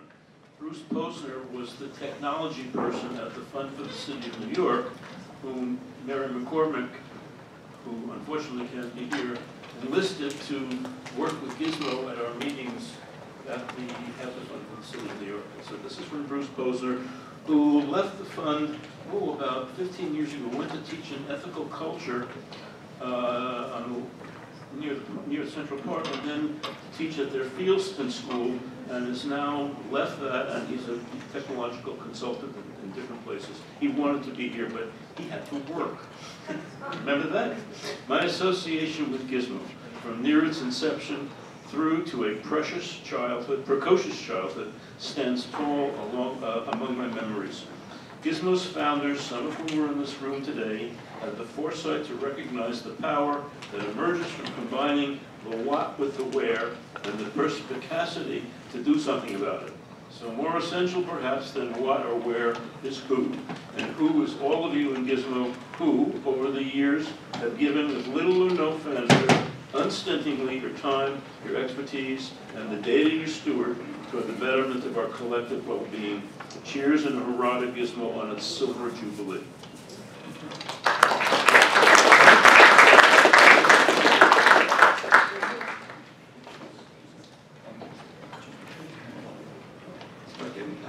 I just have, in the interest of time, I have, Gismo is really global, certainly national. So instead of reading out the 7 statements that I have, I'll just simply say that they all express the same sentiment, which is, Gismo is great, hello Gismo, congratulations, keep going, you've been great, do more. And so with that summary, I'll just read the list of people who basically express those sentiments. Susan Nixon, who's president of the New York State GIS Association, an association that now has 650 members and is the biggest state association in the country. Andrew Cinnamon Aristov, treasurer of the state of New Jersey, who couldn't be here but was critical in the early days of Gismo, supporting us as we move forward with the BaseMac project. You see, Jack, I got in touch with him. Bill Johnson, who's the New York State GIO and played such an important role in the response to 9/11, supporting us. Alan Shark, who's the executive director of Public Technology Institute, which is an organization of more than 100 of the largest urban counties and cities across the country. It's the CIOs and GIOs of those biggest jurisdictions in the United States. I've been associated with PTI for many years. Eric Herman, who is the chairman of the New York State Geospatial Advisory Council. Bruce Oswald, whom a number of you will know very well over the years, former New York State GIS Association president and former state GIO. And Justin Sharon, my boss at Booz Allen Hamilton, project manager for the Highfield program, which is an infrastructure protection program that he manages with the Department of Defense, the National Geospatial Intelligence Agency, FEMA, USGS, and a couple of other federal organizations. So they all sent their congratulations and their wishes for the future, and thank you for listening. And Steve? So I'm honored to moderate a panel of student views. I think it encapsulates nicely the past. I was a student, Jack reminded me, when I was at the Columbia University's planning program, urban planning program, when I first started to get involved in Gismo. A lot of students have been involved in Gismo. I'm sure many of you were in a student environment when we first started using and learning GIS. And also, as Matt pointed out earlier, it represents the future, student energy and idealism, and the time to experiment and kind of push the envelope with what spatial analysis and geovisualization can do. So we have somewhat of a cross-section of the academic programs in the city and beyond, actually, that are devoting energies to teaching students how to use GIS and geospatial technologies. And we'll hear from 4 students from Hunter College, Lehman College, McGill University, or recently at McGill University, and Pratt Institute. And we'll go through each of their presentations, which hopefully are lined up. So Sam Hudis from Hunter College is first. I think they're listed alphabetically according to college. Oh, interesting. So it starts, H is the first college alphabetically. Hi everyone, my name is Sam Hudis. I'm a student at Hunter College. I'm in their GIS certificate program right now. My background is I graduated college just last year. My degree was in political science. I'm a native New Yorker, so I came back here and I wasn't really sure what I wanted to do. I know I was sort of interested in government and in politics. I thought I wanted to work maybe for a city agency. I wasn't really sure doing what. But I had minored in geography as an undergrad. I knew that I sort of had a GIS interest. I had done some of that work in college. And I got to talking to a number of people sort of in the field of transportation and city planning. And what became obvious to me was to do anything real, I sort of had to go back to school and get additional qualifications. And what I heard from a number of people that I spoke to, the reason I chose Hunter College was that Hunter College was said to have one of the best GIS programs in the city. And I'm also a graduate of Hunter College High School originally, so I had a bit of a personal heritage with Hunter College and with the CUNY system. One of the interesting things that I'm doing right now, in addition to my schoolwork right now, is I'm working with a tech firm called Competitive Advantage Research. I know I've talked to Steve about that a bit, and my associate, John Resnick, has been in touch with you a lot about that. What it is a, I guess you would call it a campaign finance research concern. We're very interested in applying data management techniques to the field of campaign finance because, you know, there's all this money that's floating around in politics, and that pool gets bigger and bigger every single year, it seems. Now people are talking about Hillary Clinton is going to have a $2.5 billion campaign in the coming presidential election. And one of the interesting things in the field of politics as an industry, in the industry of running a political campaign, there's not really a lot of modernity or technology into it. It's penetrated a bit at the highest level, at the presidential level. Barack Obama, for example, in 2008 had a sort of groundbreaking, you know, voter profile. They did a lot of big data analytics and number crunching. It certainly has not penetrated down to the local level of politics at all. And that's the issue that Competitive Advantage Research is interested in revolutionizing and interested in disrupting. So I'm working right now as the GIS person there. We're developing a lot of maps. You're going to be able to see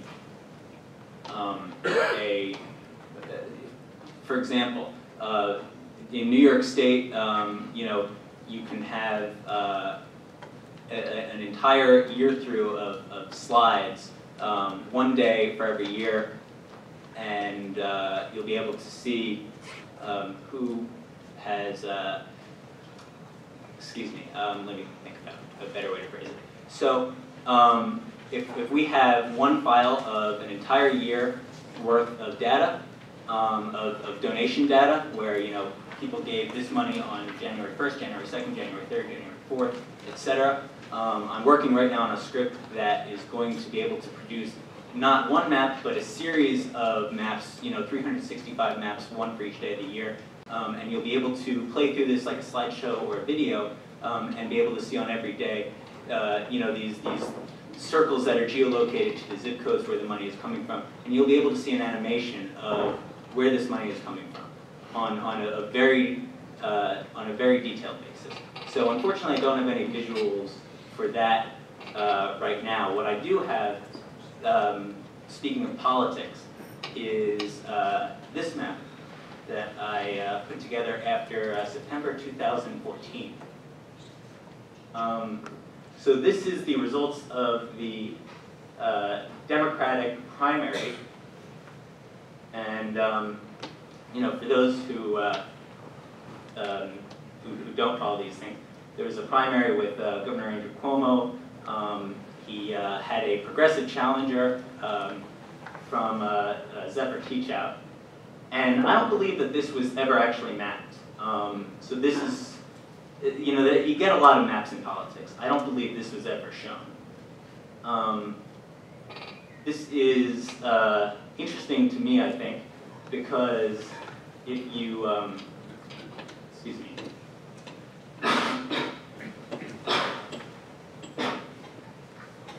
One of the things that I think is interesting about this is, so one of my professors is Jack Eichenbaum himself.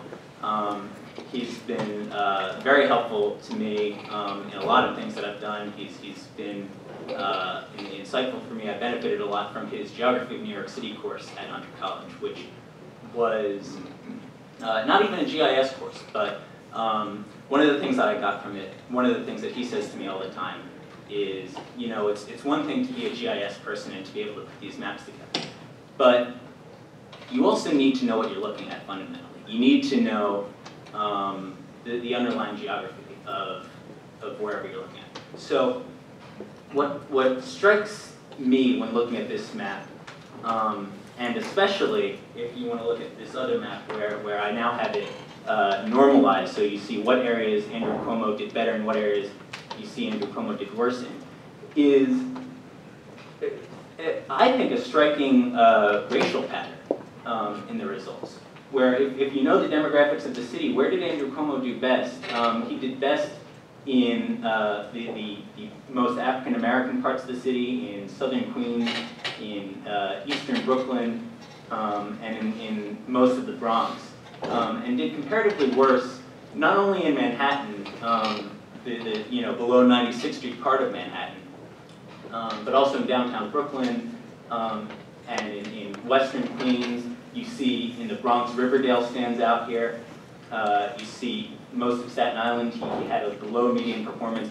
And it strikes me as a bit counterintuitive because if you know the politics of this election, Zephyr Teachout was really talking about what, was really running a progressive campaign, emphasizing income inequality, emphasizing a lot of the ways that, to hear from her that the governor has not been helpful for people who are relying on government services, not been helpful for income inequality. So I don't know exactly how you explain this result, but I did think it was very interesting, and I suppose it's a bit of political analytical news that I'm breaking here because I don't know that anyone else has discussed this. One of the other interesting insights is you see I have some of the statistics there for the results by assembly district in the bottom left corner. So the average percentage of the vote that Andrew Cuomo got per assembly district was 70%, yet his citywide average taken as the city as a single unit was 68%. Now theoretically you would think those would match. They don't because the mean takes every district as a single unit, whereas the citywide average is all votes taken together. In other words, Andrew Cuomo did best in assembly districts with the least number of total votes. Did best in areas of low turnout. So again, these are a number of interesting observations that I thought merited discussion here. It didn't really show up in any of the political conversations, at least that were published and written about after the election. So I think this is one of the projects that I've done that I think is most interesting to discuss. Now going forward, I was asked to talk about what I want to do with my own career goals in studying GIS. I don't know exactly. I think that's not always. You do what comes, you know. But I know that I'm interested in politics. I know that I'm interested in working in government, and I'm absolutely sure, because it's already borne fruit for me professionally and career-wise, that this GIS stuff is an excellent skill to have, an excellent marketable skill. I'm very glad that I've gotten myself into this field. And then finally, I'll recognize a couple of professors that have been very helpful to me, and this is an easy thing to do because I have so many of them in this room right now. In fact, I think I've been at Hunter College for a year now, and every single one of my professors but one is in this room. So I know I have Doug Williamson is here, and I need to, I guess now that I'm giving this presentation in front of you, I'm sort of tipping my hand because as far as he was concerned, the slideshow project was my final project for his advanced GIS course. It is in fact being done for entrepreneurial purposes as well. Sean Ahern is here. Of course, Jack Eichenbaum, Jochen Albrecht is here. They've all taught me a lot. I'm appreciative for all of it. In addition, Steve, you've been so kind as to give me a lot of technical advice with my comparative advantage project, and I'm appreciative for that as well. So someone should write a story about this and about why Andrew Cuomo did so well in communities of color and did so poorly in white communities, or comparatively poorly. Because I don't know what the answer is, but there's definitely a story. So we're going to, partly for timing and partly we anticipated this earlier, we're going to save discussion for the open mic session, which is happening right after this. So if you have questions, hang on to them and we'll talk about them during that. Ragnar Rasmussen is going to be next from Lehman College, who is Lehman has through Juliana Mante, who's here, has been developing a geographic information science program that's very promising and important. And I say that partly because I'm on the advisory board, but also because on the merits it is. And we're going to switch.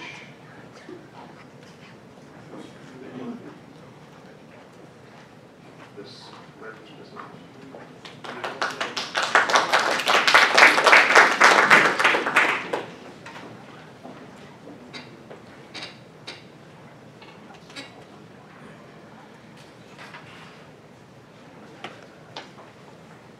So, hey everyone. So I'm on my last semester at Lehman College. I will be graduating this month with a master's degree in GIS. And I'm just going to show you, I'm going to show you a lot of maps because I like maps. I know that a lot of people here like maps. And I've been doing. I'm probably a better map maker than the person talking on the stage. So I'm from Iceland, and one of the reasons why I came here to study GIS is because I think it's important to seek knowledge outside of your country, to go abroad. I think it's important because it broadens your horizon, and you meet all kinds of great, wonderful people. I'm just going to show you this map. So this is a earthquake map of Iceland. It shows earthquakes for the past 48 hours. And these are not particularly big earthquakes, they're really small, but just shows you how geologically active the island is. And this map is actually, it runs on a Python code.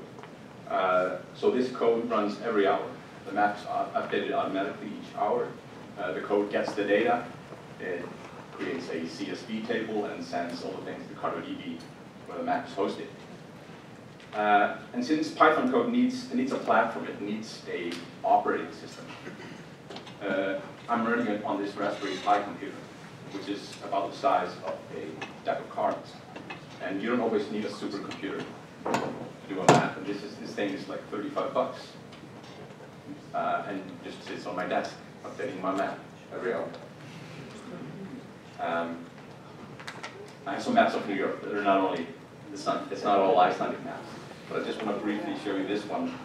As the title suggests, it helps you pronounce Icelandic volcanoes before they erupt. So it shows you volcanoes that are monitored for aviation safety in Iceland all around. So you can click on those pop-ups, and if we have sound, we can play it. So it has an embedded playable file, embedded player. Eyjafjallajökull. Jökull. Eyjafjallajökull. So super easy, right?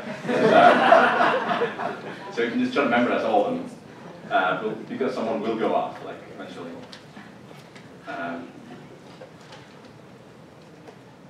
So now we're getting closer to the US. One of the things I really like with cartography is to play with elements like hill shades. And I really like maps that we can get a sense of the landscape, the natural landscape, especially. And this is one of the Hawaiian Islands. And one of my favorite maps, old time, is Marie's Tharp ocean-based floor map, which is a beautiful map of the ocean-based floor. And this map just combines a lot of data sets, both bathymetry and DAM, or elevation data sets, to create this 3D effect. So finally, I want to talk a little bit about my capstone project. I'm working on it. I will be presenting it later this month. I've been looking a lot into the city bike data set. And if we can kind of use it as a proxy for all the other cyclists, or how cyclists behave, the total number, and so forth. So I want to try to figure out what's the ratio between the city bike users and just the regular users. You know, can we treat the city bike as just 10% of the total? So how do you do this? Well, the DOT actually performs screen counts all over the city. And I'm using 3 spots specifically, and that's the 3 lower East River bridges. So the DOT does screen counts during specific days, during specific hours. So those include all cyclists, city bike as well, and all regular cyclists. And you can see also, these are all the city bike stations on the map, the red dots. So what I did, I created a network using Esri's network analysis, and I pretty much networked all possibilities that you can go from station to station. So this animated map just shows you routes being created from one particular Manhattan station to all the Brooklyn stations. And this way you can kind of figure out, or you can estimate which bridge was taken. And what you end up with is this flow map. So this is about 500,000 city bike trips, covers about 18 months, so up to December 2014 from the start of city bike. And because all the city bike trips have time steps, you can kind of figure out how many went through the DOT screen count, and that will give you the ratio. So the things that I'm looking into is that ratio stable throughout the bridges? Is it the same? Is it stable in time? Is our city bike users, is there a cap, 10%? They never go above 10%. And hopefully it is not. I'm just going to show it to you. So if you have this much data, it's always a lot of fun to do visualizations like these.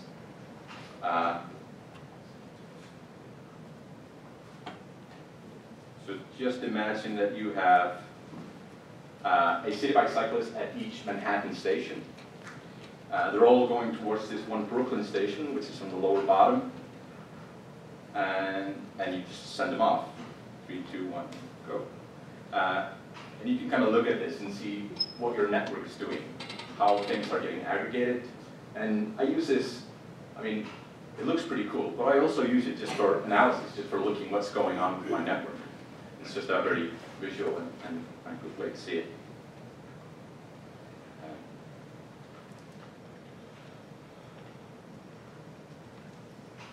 So yeah, that's it for me. If you want to see more of my maps, you can Google search of the map maker. It should take you to my Tumblr site. I'd like to thank Gismo. Happy birthday. I'd like to thank a lot of my professors are also here today, especially Juliana Mante, who's been a great inspiration. Professor Johnson is here as well. I also like to give a shout out to 2 meetups which I regularly attend, Map Time and GeoNYC. They've helped me a lot. And yeah, that's it. Thanks.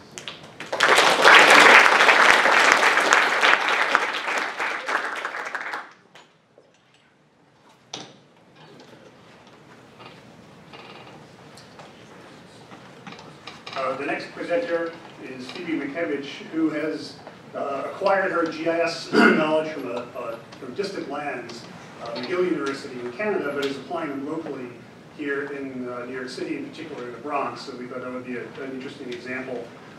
Phoebe's here and speaking in her own right and talking about her own work. Although, like one of the point out, you may know her father, Paul Mikiewicz, who heads up the Gaia Institute and is a renowned environmental analyst and thinker. So the apple doesn't fall far from the tree.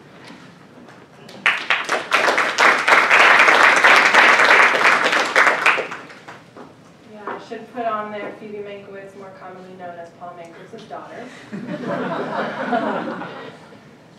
Anyway, yeah, I'm from McGill University, where I went to McGill University. I grew up on City Island in the Bronx, so I've returned to apply what knowledge I've gotten. I learned most of what I know from, well, playing with the software, but also Jeffrey Cardile, who is obviously not in the room. He's in a room far away.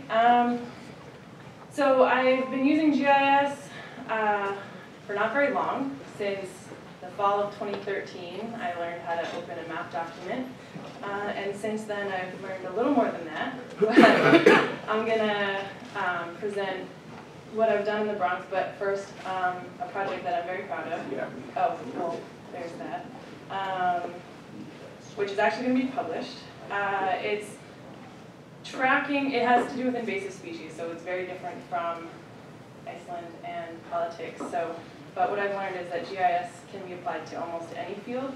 As soon as I learned how to use GIS, I used it in most papers that I wrote, because maps are pictures and therefore worth, how many words? So here we have, I actually used an extension for this project. I was mapping the expansion of invasive plants through years using publicly available and publicly produced data. So on the left, you have what's called a kernel density estimator, which I used a geospatial modeling environment written by a Hawthorne Bayer, who's written a lot of GIS tools. And then it just, I used it for each year to estimate the kernel density of sightings of a particular invasive species. So then on the right-hand side, you have a 90% confidence interval, essentially, for the range of that species in that particular year. Now, if we overlay every year on top of each other, you can get an estimation of the expansion from each year. And yeah, here we go. So you can see that the very first sightings in 1910 are in blue, and then you have gradually larger sightings and therefore ranges as the years go on.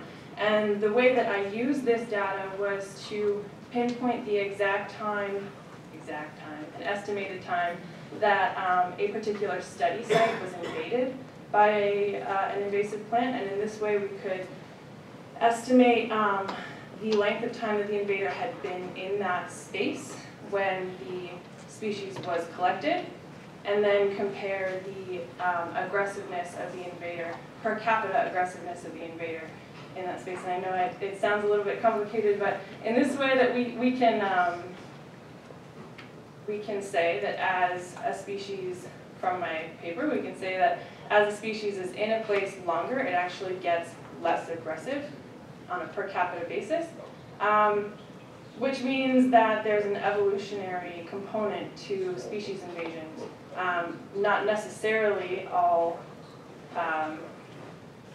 disastrous. Anyway, so that's what I did before, and that's actually going to be published, so yay.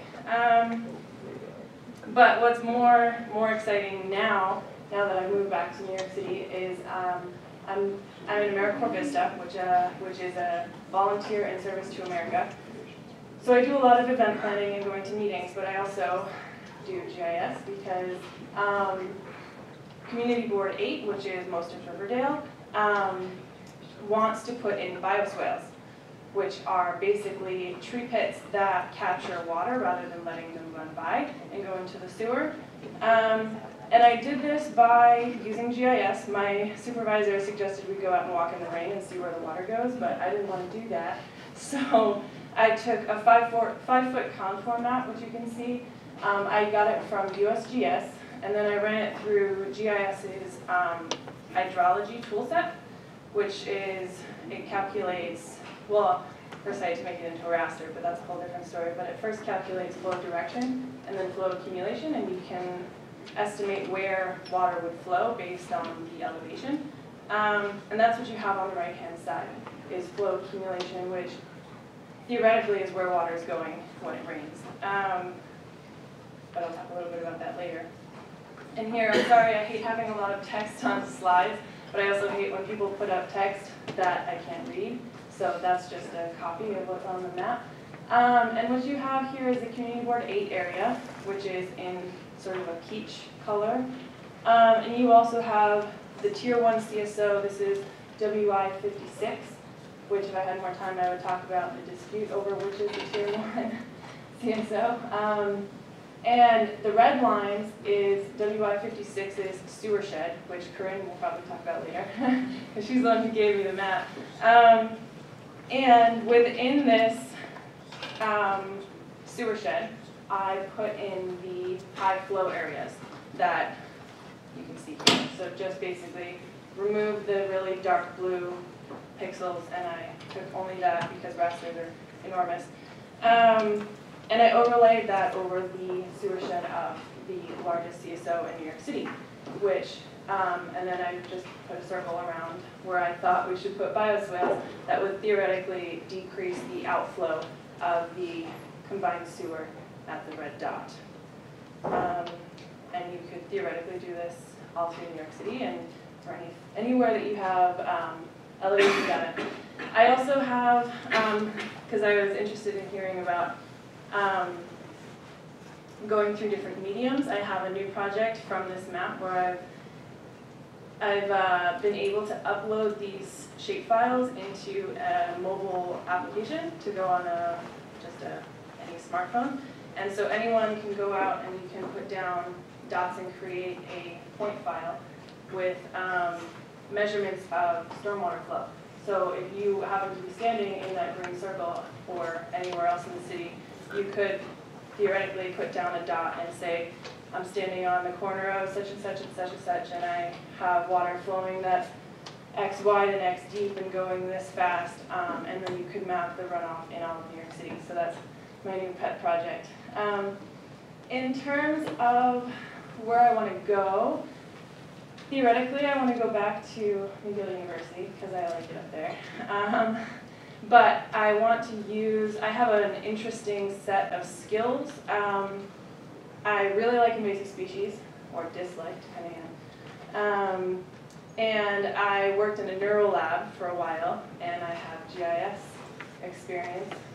Very little compared to some people in the room, but that's the way it goes. And so I want to use what's called eDNA, which are DNA fragments that are left behind in water systems. And you can, after a lot of sequencing and work time put into it, you can detect through PCR where aquatic, obviously, invasive species are and when.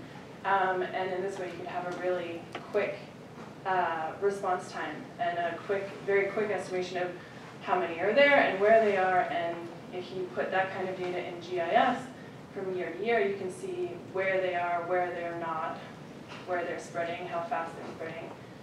So that's in the very far future, my project. But thanks for listening.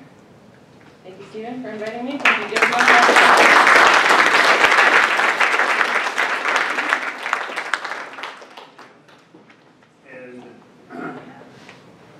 Segue to, speaking of sewage treatment plants and the like, is Corin Tuntrical from,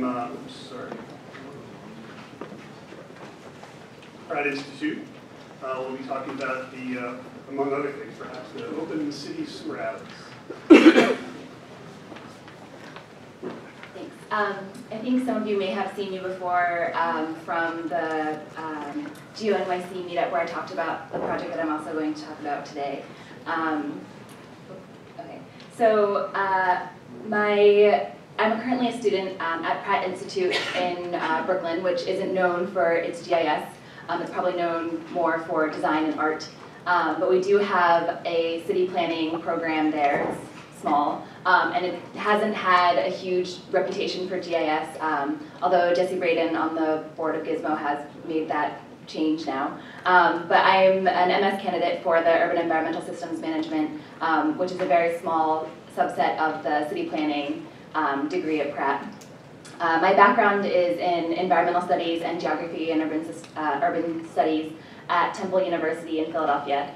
And that was where I first started, where I first found out about GIS. I didn't even know geography was a thing you could do as a profession, but I learned that at Temple. And towards the end of my career at Temple, I found geography and GIS and this field of environmental planning. I found it a little bit too late, so I was a little bit late to the game, and then I went abroad for a couple of years, and then I came back to America and wanted to do, as much as I love GIS, I didn't want that to be the focus of my graduate studies. I wanted to do something in environmental planning that had a GIS that I could use GIS for. So I chose Pratt because I really like the idea of systems management, especially for urban environmental systems.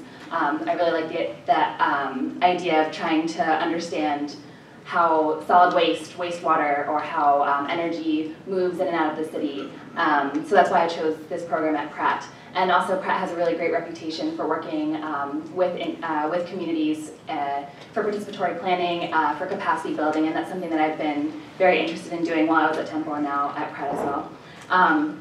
So at Pratt I've been working, I started as a Pratt Center fellow at the Pratt Center for Community Development, and that's where I first interned for Jesse Braden, and then transitioned into SAVI, the Spatial Analysis and Visualization Initiative at Pratt, which Jesse is the director of, and have been working between Pratt Center and SAVI, been working for Jesse for 2 years now, and we'll also be graduating next month, so we can celebrate graduation year.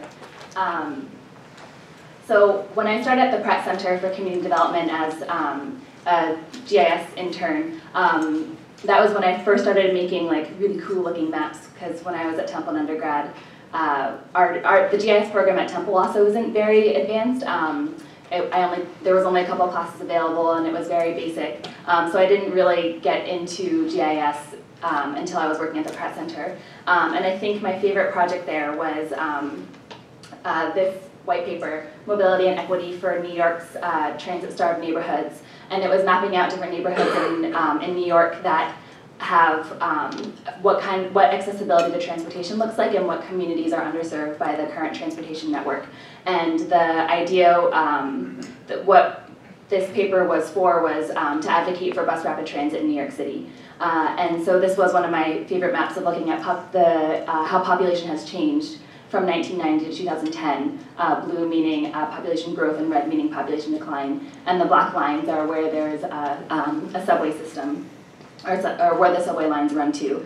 And you're seeing a lot of population growth in area where the subway station, areas that aren't being served by the subway stations, to advocate for better transit through bus rapid transit.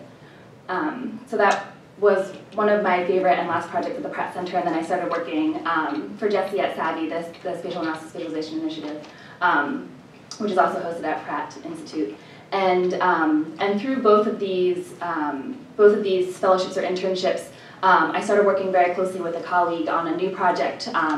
We called it Open Sewer Atlas NYC, and some of you may have heard about this. Open Sewer Atlas NYC, it started as just an idea of thinking about the New York City sewer system, which not that people know what combined sewers are and what combined sewer overflow is for the most part, but in terms of where the sewer lines are in the city and what's kind of happening underground, that information isn't readily available. Definitely not in GIS form, and it's kind of hidden in a lot of PDF documents that you kind of have to scan through and figure out what the sewer system looks like.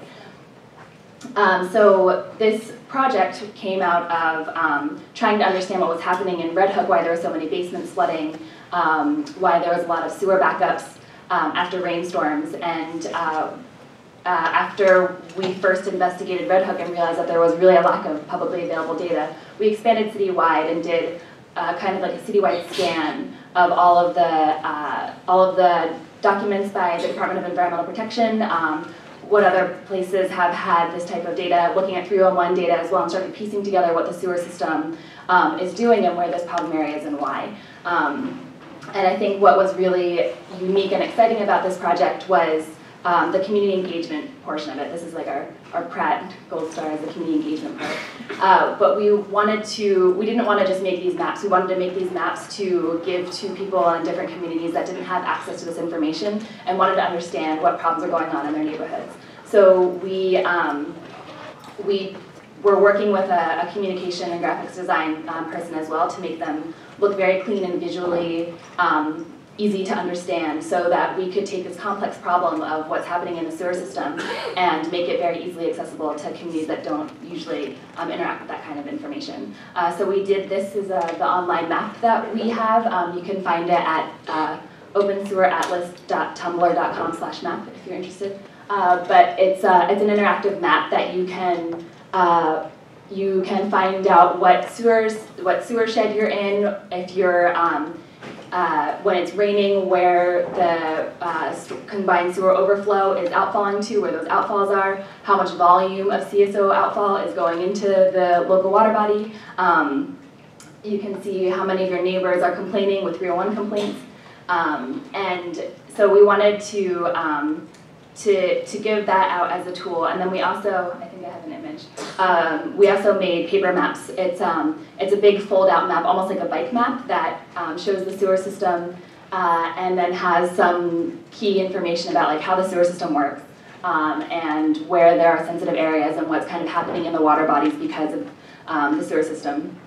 And the idea is that you could fold out this map and have it with you and understand exactly where you are and how that's relating to the sewer system.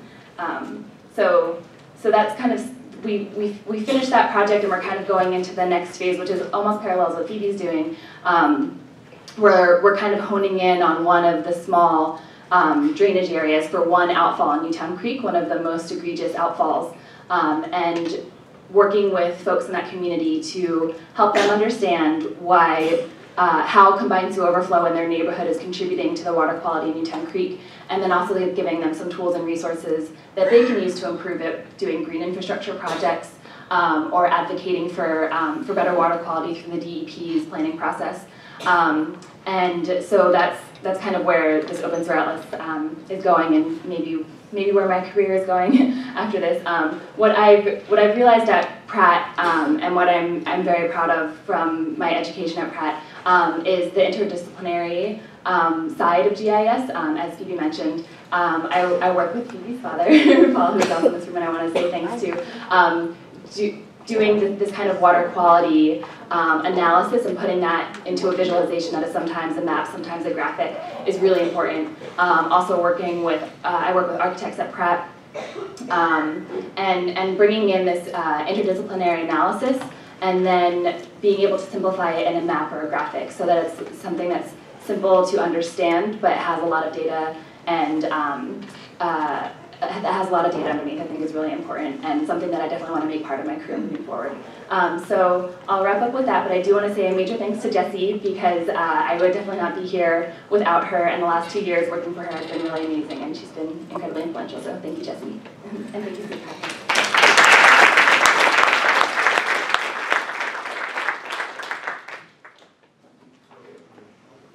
We're a little behind, and to make sure that the two panels coming up have plenty of time, please stay, but at the same time, and they'll be available for open mic and questions, but at the same time, go get food. You have to, when you eat, be out there. We've got a lot of it. There are 2 lines working from both ends of the table in a pastry platter and a fruit platter. So those of you who want to ask questions, we have mics. Ask questions. Those of you who want to eat, go out and eat as fast as you can. We'll reconvene about 3:40. So we're not going to run out of food. So if you want to stay and ask a question, please do.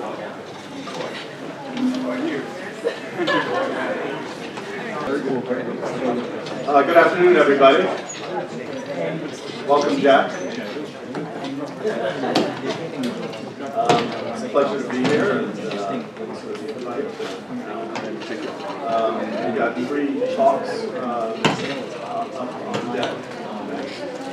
First is Carson Kessler. He's assistant professor at college and associate director for the Center for Research and Spatial Information. His PhD comes out of the University of Munster. He's one of our ecology groups. And he's going to be showing several projects that he's been working on last year.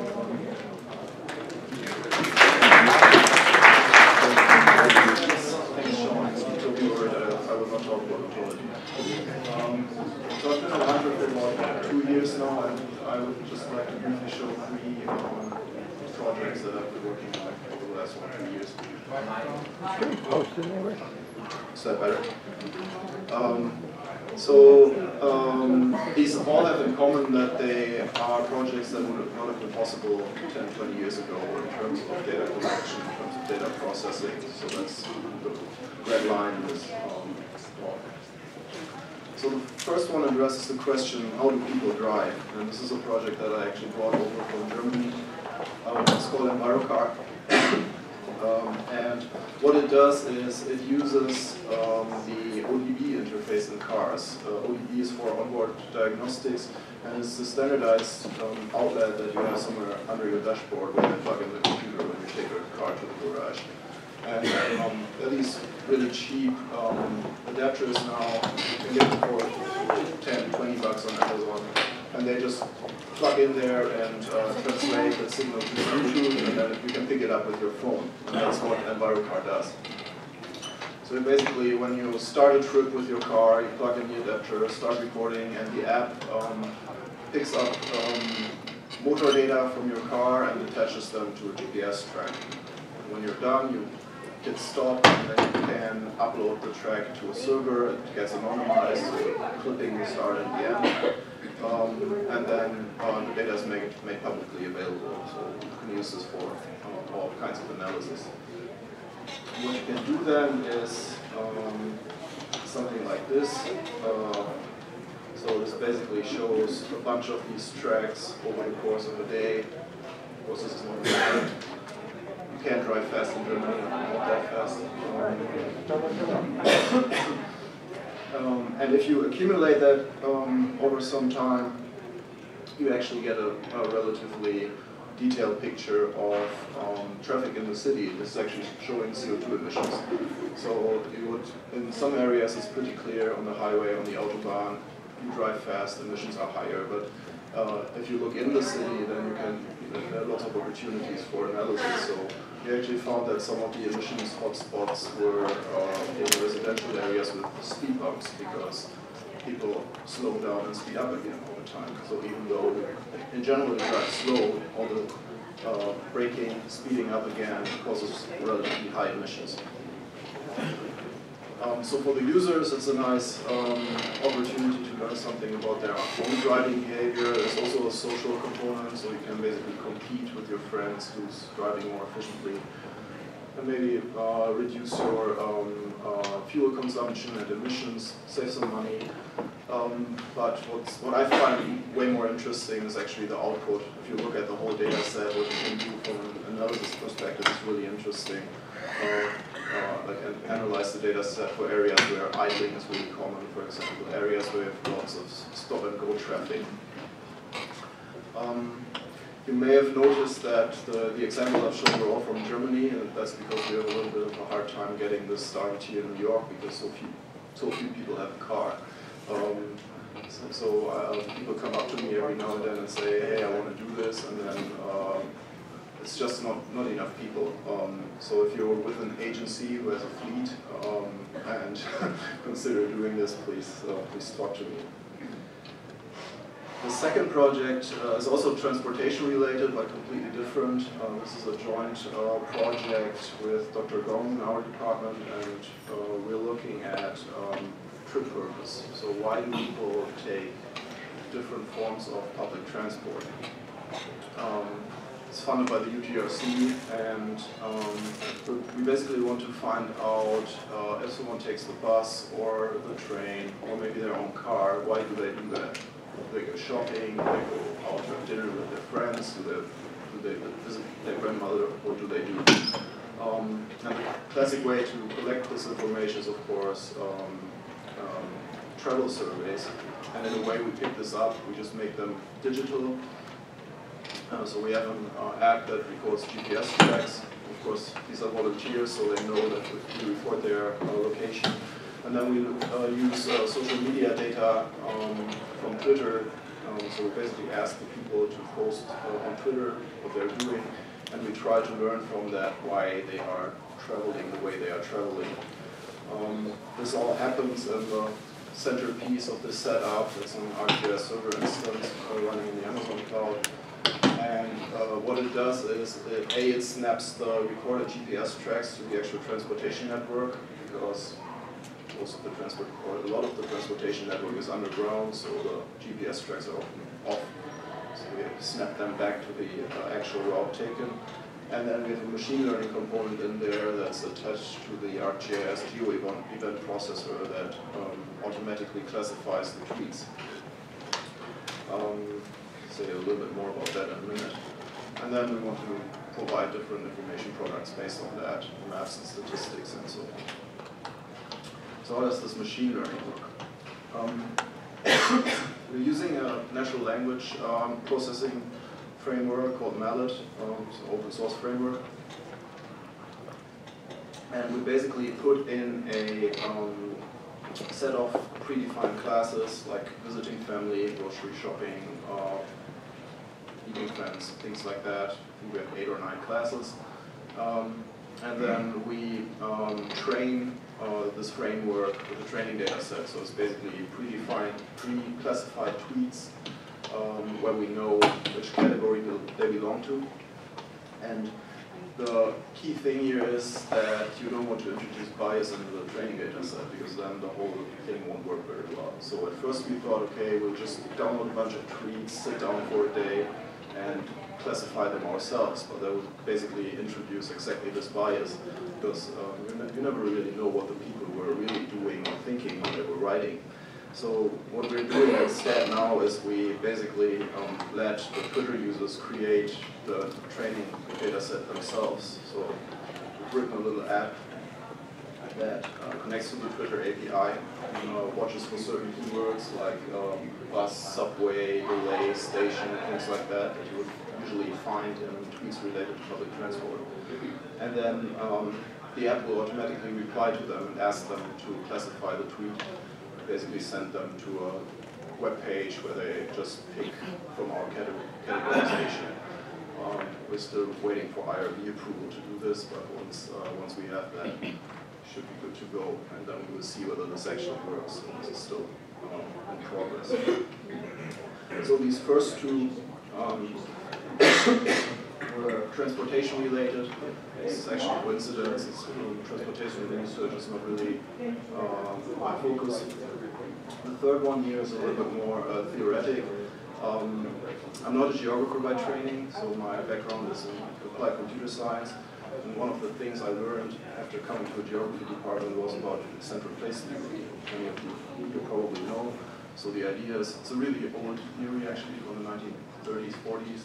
The idea is that you have different orders of centers, and every center, like a large city, has an area around it that it caters to goods, services. People come to the bigger city to work, things like that. So you have a fifth order center in the middle. Then the idea is that you have this hexagonal structure around it, so always 6 places form around one higher order place. So these would be 6 places that in the range of that one central place in the middle.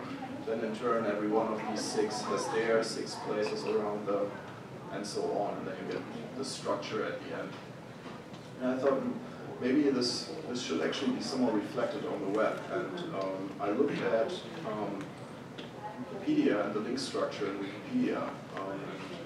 Basically, we scraped Wikipedia and looked at location information for the different places that you find in Wikipedia.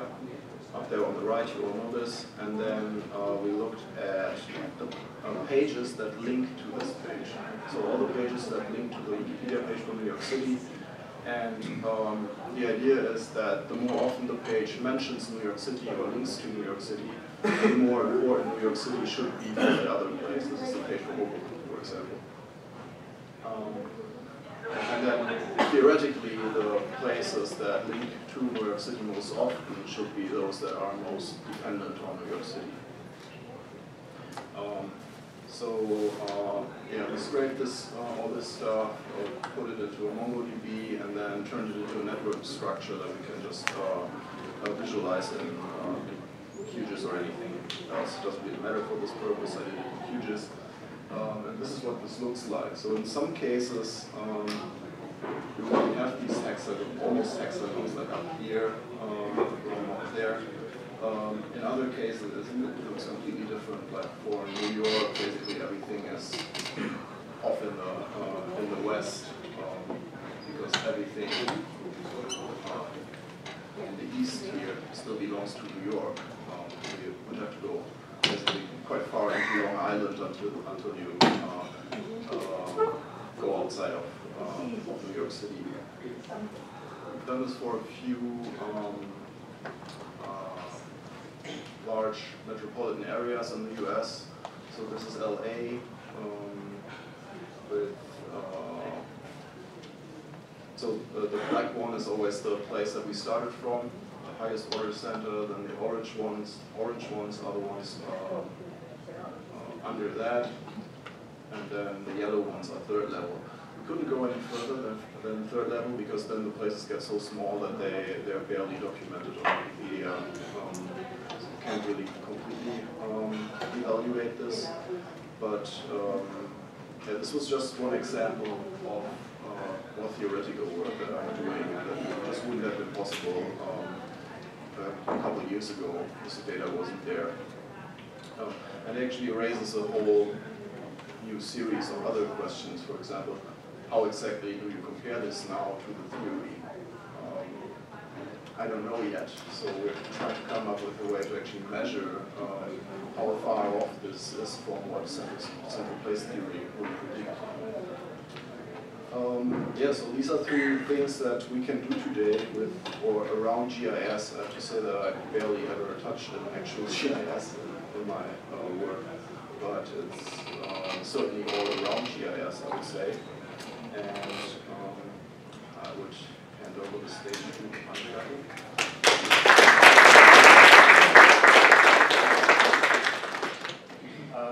We have time for a question.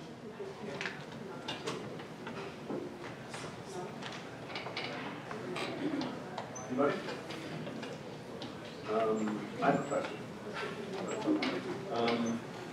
So one of the assumptions is that those cities are already following the central place theorem.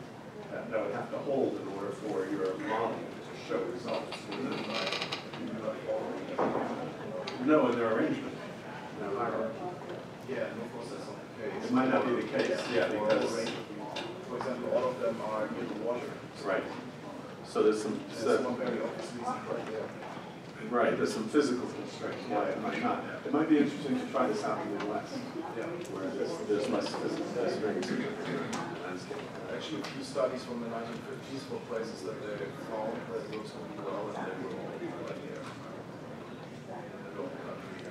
That's Yeah, yeah.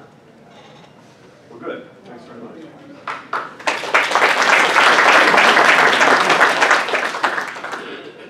Okay, I'm the next speaker. I'm a professor at Hunter College and director of the Center for Advanced Research in Spatial Information.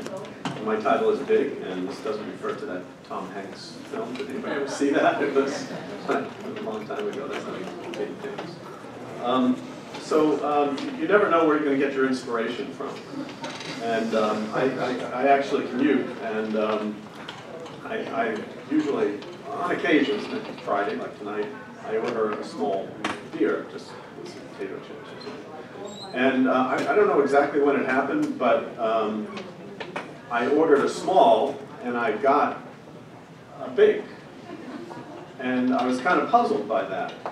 And so the next time I ordered a big, and I got that. Okay, and so it seems as though small is the new big. And so I kept following this line of thinking, and I thought, well, that's certainly a qualitative difference, right? You're getting more of the same. But how about this did I say quantitative difference? You're getting more of the same. But what if we were to have a qualitative difference? And I don't think there's any argument here about Foster's being a qualitatively different beer. And of course, about halfway through the Fosters, I started to get really creative, and I started thinking about big data. And I started to think, is big data a quantitative or qualitative difference? Okay, it's an important question. And this whole idea of data-driven science, is that hold up? And how well does it hold up? So this brought me back, now I'm 3/4 of the way through the Foster, to my earlier days as a grad student. And one of the big issues at that time was artificial intelligence, sort of the earlier period of artificial intelligence. And there was a big discussion, a sort of a divergence of views in terms of, do means matter? And there was a whole group of scientists who said, we should try to fashion our algorithms to do things the way humans do things, okay? That the means matter. And there was another group that said, no, it doesn't matter. The ends only matter. So whatever algorithm I use, and I get that result, that's what's important. So that was actually an interesting discussion that was in play for a while. And so being an idealistic student, I thought, well, let me try both approaches. And at the time, I was working on image classification. And I looked at two different approaches. One I would call really data-driven, and it was an algorithm called find class, and maybe nobody in the room remembers that, but I'll show you what it is. And the other one was one that I gleaned from a book called Vision by David Marr, who was a computer scientist at MIT, and he passed away at a very young age, but that was really an incredible body of knowledge that he created there.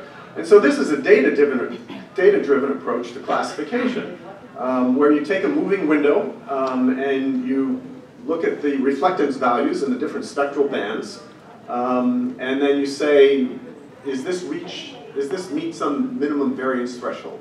Okay, is it a class? Because if it's a really big variance, there's probably more than one thing going on.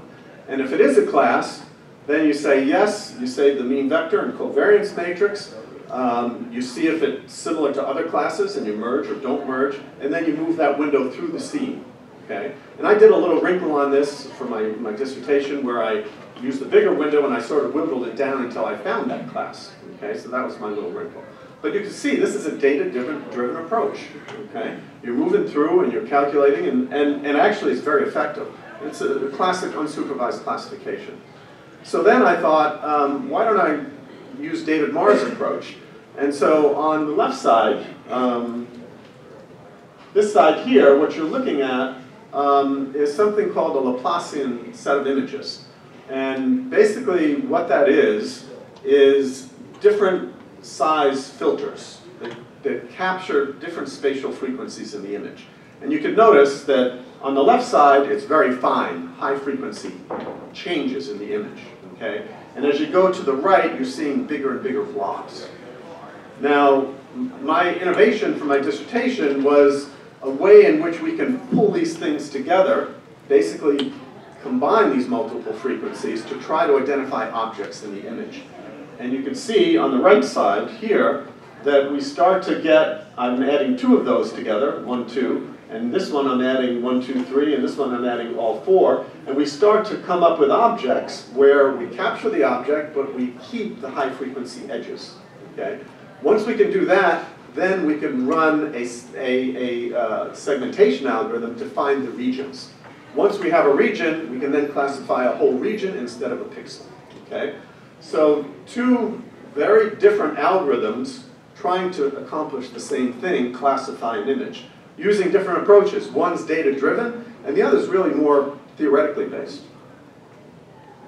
So when we think about what science is, this is one aspect of it, science involves the uncovering of general principles and theory that explain a whole range of phenomena, okay? That's the real power of science. The other key aspect of this is systems. Understanding systems enables the sampling of part of the system to derive characteristics of the whole. We don't need a monitor at every street light if we understand the nature of the system, okay? So I want you to think of big data within that context. Now this is an agent-based model that I wrote in the late 90s on a 286 computer. And it took, you know, I couldn't run too many agents when I tried to, those are actually simulated tigers. The red ones, now they turn orange, are males, and the little ones are females. And those are home ranges, and in the middle are deer, and in the edge are cattle. And when I tried to simulate the deer and the cattle, the computer just died on me, okay? It just didn't have the computing power. So since that time, I've been collecting data on Bengal tigers, GPS collar data. This is a picture from February. And this was actually the first tiger that we collared in 2005, so it was kind of nice to meet her again. She was a real beauty. And she's fine, by the way. I watched her wake up. And this is actually a set of trajectories that are simulated. Now what we get from those tigers are trajectories, just as if we were to track ourselves, where a trajectory is a movement in space and time. And a lot of people are taking those trajectories and analyzing them. And so we took a step back and we said, well, wait a second. A trajectory is a signal, and I have a signal processing background, and a signal has multiple components that contribute to that signal. So why don't we take a agent and move it around in space, and that's what we've done here, okay, and see what happens, what the result is. And this is called a correlated random walk, and what we did is, in order to figure out how fast it should go, we grabbed from an actual distribution derived from our observations of the tigers. So it's sort of a null model. You could think of this as a null model. And on the right is the actual trace, okay? So next, we thought, okay, let's do a correlated random walk, but have a context sensitivity. So instead of moving from one location to another, at each step, we're going to look at the terrain characteristics, and we're going to say which direction would that tiger go, okay? And what we're going to do is we're actually going to take data from that we've generated from the GPS data from the actual observations of the tiger. We'll create a distribution from that, and we'll take a random number from that and choose the next step based on that random variable. Okay? And you see the tiger is actually moving, and what happens, you start to see it moves along contours, it moves along valleys, it goes, you know, up hills. It has a certain set of behavior that is just based on terrain characteristics. Okay? Now there's a whole another set of behaviors overlaid on this, but remember what we're trying to do is we're trying to separate those out. Okay? So at each step it says, which direction am I going? Okay, these are the next 3 pixels are my choices, the ones, the first 3 in front of me. Grab a random variable, which one's it closest to? Okay, I'm going to move in that direction. Okay, so it's a sort of second level null model. Remember the null hypothesis in elementary statistics. Only it's calibrated with real data and it's incorporated behavior associated with terrain. So what happens when we run this model 1,000,000 times, and I call this section Big Sim because you saw how much I struggled to simulate my original agent model. Now I ran this model with 1,000,000 arcs in about 30 minutes on my laptop. Okay? So that's on the left, and you see, not surprisingly, that the agent spends more time in the middle than the edges, because to get from one place to the other, you got to go through the middle. Okay? But take a look at the right side. That represents 11,000,000 steps. That ran about an hour and a half on my laptop. And what do you see? You see preferred paths which are taken, which are a reaction to the environment. Okay? And those are, believe it or not, that's derived basically from the same set of data, only instead of going point to point with the arc, it's taking a step based on whether or not it's likely that that tiger spends time on that slope. Okay? It's all driven based on the slope. So the second big is that we can now do simulations that we just couldn't do before. Okay? We can actually simulate all 8,000,000 people in New York City if we have the data. And there were some examples at last week's AAG conference in which people did simulate the behavior of hundreds of thousands of people. So the second big is this idea of Big Connect. And this is some work, oh, and I should just mention that the previous work I'm working on with Samaya Dodge, University of Colorado Springs, and Glenn Xavier, who's her student. And then Achara Simcharan, she's a tiger biologist, as is James Smith, is one of the world's top, tiger biologists. So that's our team that has been working on this problem. So the idea of Big Connect is that the internet is providing us with an environment in which we can do things that we just couldn't do before. And this work by Gordon Green, with the help of Wendy Niemeister and myself, we were both mentors for him, involved combining a whole range of data sets, including low-resolution spaceborne LiDAR from a satellite called ISAT, MODIS data, which is low-resolution multispectral data, a whole range of meteorologic data, and services that are out there that you can grab, one of them being a 30-meter Landsat thematic mapper image of the entire Earth. And what Gordon realized is it doesn't make sense to try to calculate the world's vegetation at one shot. It makes more sense to do it on demand. So basically what he's taking is he's hitting these different services which provide different products, and then he has an algorithm which combines them to estimate the vegetation height for any place on Earth. Okay? Pretty startling. So this idea of on-demand data fusion is only enabled because of the new big connected world that we're in. The last big connect is big knowledge. And this is a project I'm working on with Andres Skupin. And actually I'm showing another component of his work. He'll show you others. The idea behind big knowledge is that it can help us better understand big data. If we have a taxonomy or ontology, which is a more connected version of a taxonomy, we can then transform that into a base map on which we can project other knowledge artifacts. And here is an example where we have taken the foundational articles for a fairly new area called CyberGIS that's been emerging. And what we did with these, I'm saying we, but it's actually Andre, is to first take the ontology and generate a self-organizing map. I don't know if you're going to say anything about that, but basically it's a way to map out an abstract knowledge space. You can think of it as a topographic map, only it's abstract space. But things that are close together in space are close together conceptually. Okay? And here what we've done is we've mapped it into that space, those 10 articles, by data mining each of those articles and finding where they fit in this two-dimensional concept space. Okay? And it turns out that those early articles ended up in analytic methods, one of the 10 knowledge areas in the body of knowledge that was created by the University Consortium for GI Science.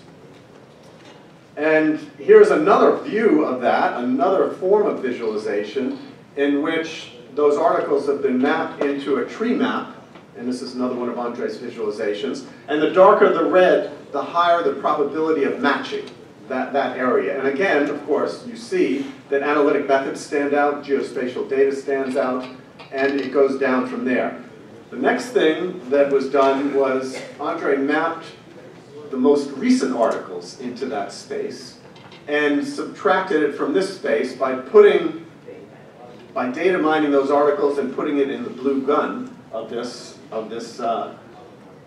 application. This is actually an application we're looking at. So we're going to pop it in there, and this is what we get. So we see that this field has migrated in its thinking and research from analytic methods to geocomputation over that period. Okay? So I was talking about trajectories of tigers before, and now I'm talking about trajectories of knowledge and how a field changes over time. So in conclusion, it's more than just big data. Data-driven is part of the solution, no question about it. But principles and theory matter. And system knowledge helps us understand the parts in the context of the whole. It contextualizes big data. So we need to understand systems. Big data should be seen in this regard. Thank you for your attention.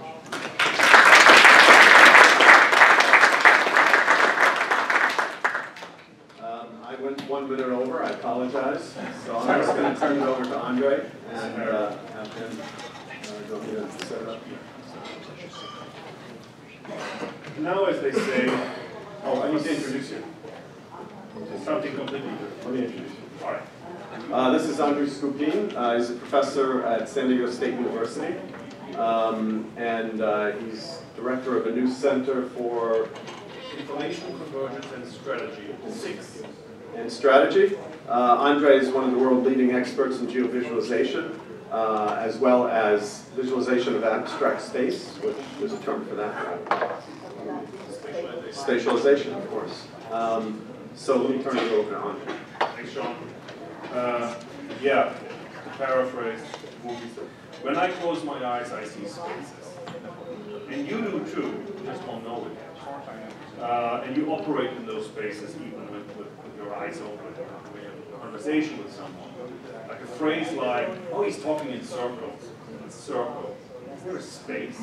Or they're talking past each other. Apparently there's a space there too. And guess what? Geographers can work in those spaces and make them visible and make them tangible. So just for common ground, this is what I mean by visualization. So there's a definition that my colleague Sarah Fabricant at the University of Zurich and I have come up with in a textbook that we have been busy not writing for a number of years now. Luckily, we never got an advance from the publisher, so the pressure is there. So that's what we're talking about when we mean visualization, and we're talking about a range from physical space to abstract space. And today, I want to focus on abstract space, right? Now, geographic visualization is special because it's this curious middle ground of abstract space being projected into physical space and modifying and modulating the depiction of physical space. So most of my work, and Sean showed some, is in knowledge visualization of all kinds of spaces, I'm going to focus really on something else. So when I close my eyes, I see spaces. And visualization, you can visualize anything as long as you can conceptualize it as existing in a space.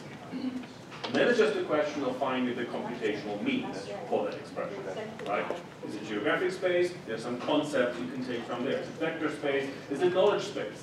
Like the spaces that we occupy when we produce and consume knowledge, we can make those visible as well.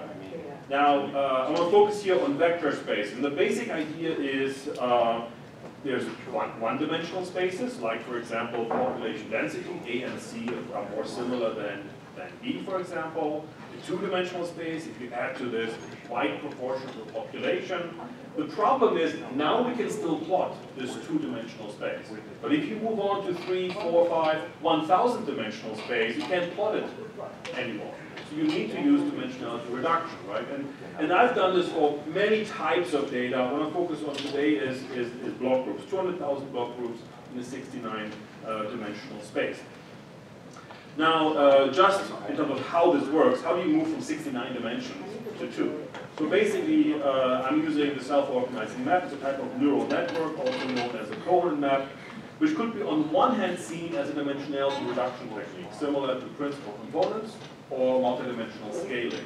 And so here I'm taking the standard census data set, your standard 30 or 32 census variables that you get with when you install ArcGIS for states, and reducing that to 2 dimensions. So neighboring states tend to be more similar. On the other hand, the SOM can also act as a clustering technique itself, where the neurons act as clusters. And then you could compare it to hierarchical clustering or k-means clustering, except in k-means clustering, we typically don't know how these clusters relate to each other. They're sort of sitting in hyperspace with their centroids and their nearest members. With SOM, there's a defined topology, right? So there's a neighborhood expression for clustering. So for example, cluster 7 and cluster 8 are more similar than 7 and 3. So the arrangement of the clusters in hyperspace is made a bit more explicit. And so you see this here. This is the very same data that you just saw, and I'm using a 3x3 neuron SOM, so we have 9 neurons. And this is the standard census data, and you can see that the first law of geography applies, right? Neighboring things tend to be similar, even if none of the computation uses neighborhood, right? So they just happen to be. So the first law of geography applies. We're projecting from this into geographic space. All right, now, that's a 30-dimensional space projected in 2 dimensions into 9 chunks. Now, I'm going to take a 1,000-dimensional space, projected into 2 dimensions using about 70,000 chunks. Using the world of music, Last.fm, the tag space of Last.fm. And if we just look at this for a minute, this is not a Wordle, and it's not a word cloud.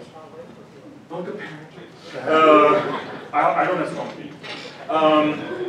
It is a continuous space where in certain places, certain terms pop to the surface, they have the top terms. But in reality, all terms exist everywhere and have the potential of popping up everywhere. Anyway, we could, my favorite one, shoegaze. A certain percentage of people know shoegaze, about 0.01% people. It's where they stand on stage and they don't look up. They're gazing at the shoes. And it's right next to twee. Oh no, so it's one guy, right, knew it. Said, oh, that must be right next to twee. And there's twee. Don't ask me. I had to Google it too. All right. And of course, there are the various flavors of metal, currently quite popular on Last.fm. And then there's geography. Math algebra, we all know. Now we can do knowledge algebra. We can integrate knowledge artifacts. So for example, one person subtracted from himself via a moving window over his CV. Now this was a very productive person. This is my good job. 10-year sliding window, 5-year overlap, bit of smoothing, and you can see a nuanced depiction of his evolution. This is probably the first base map of the domain of big data. I say first because this is like done over the weekend. This is pre-alpha.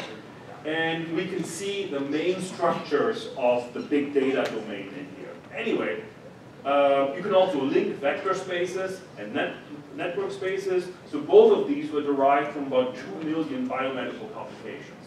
For that like the one on the map on the left, linear runtime was estimated to be 4 years for the model.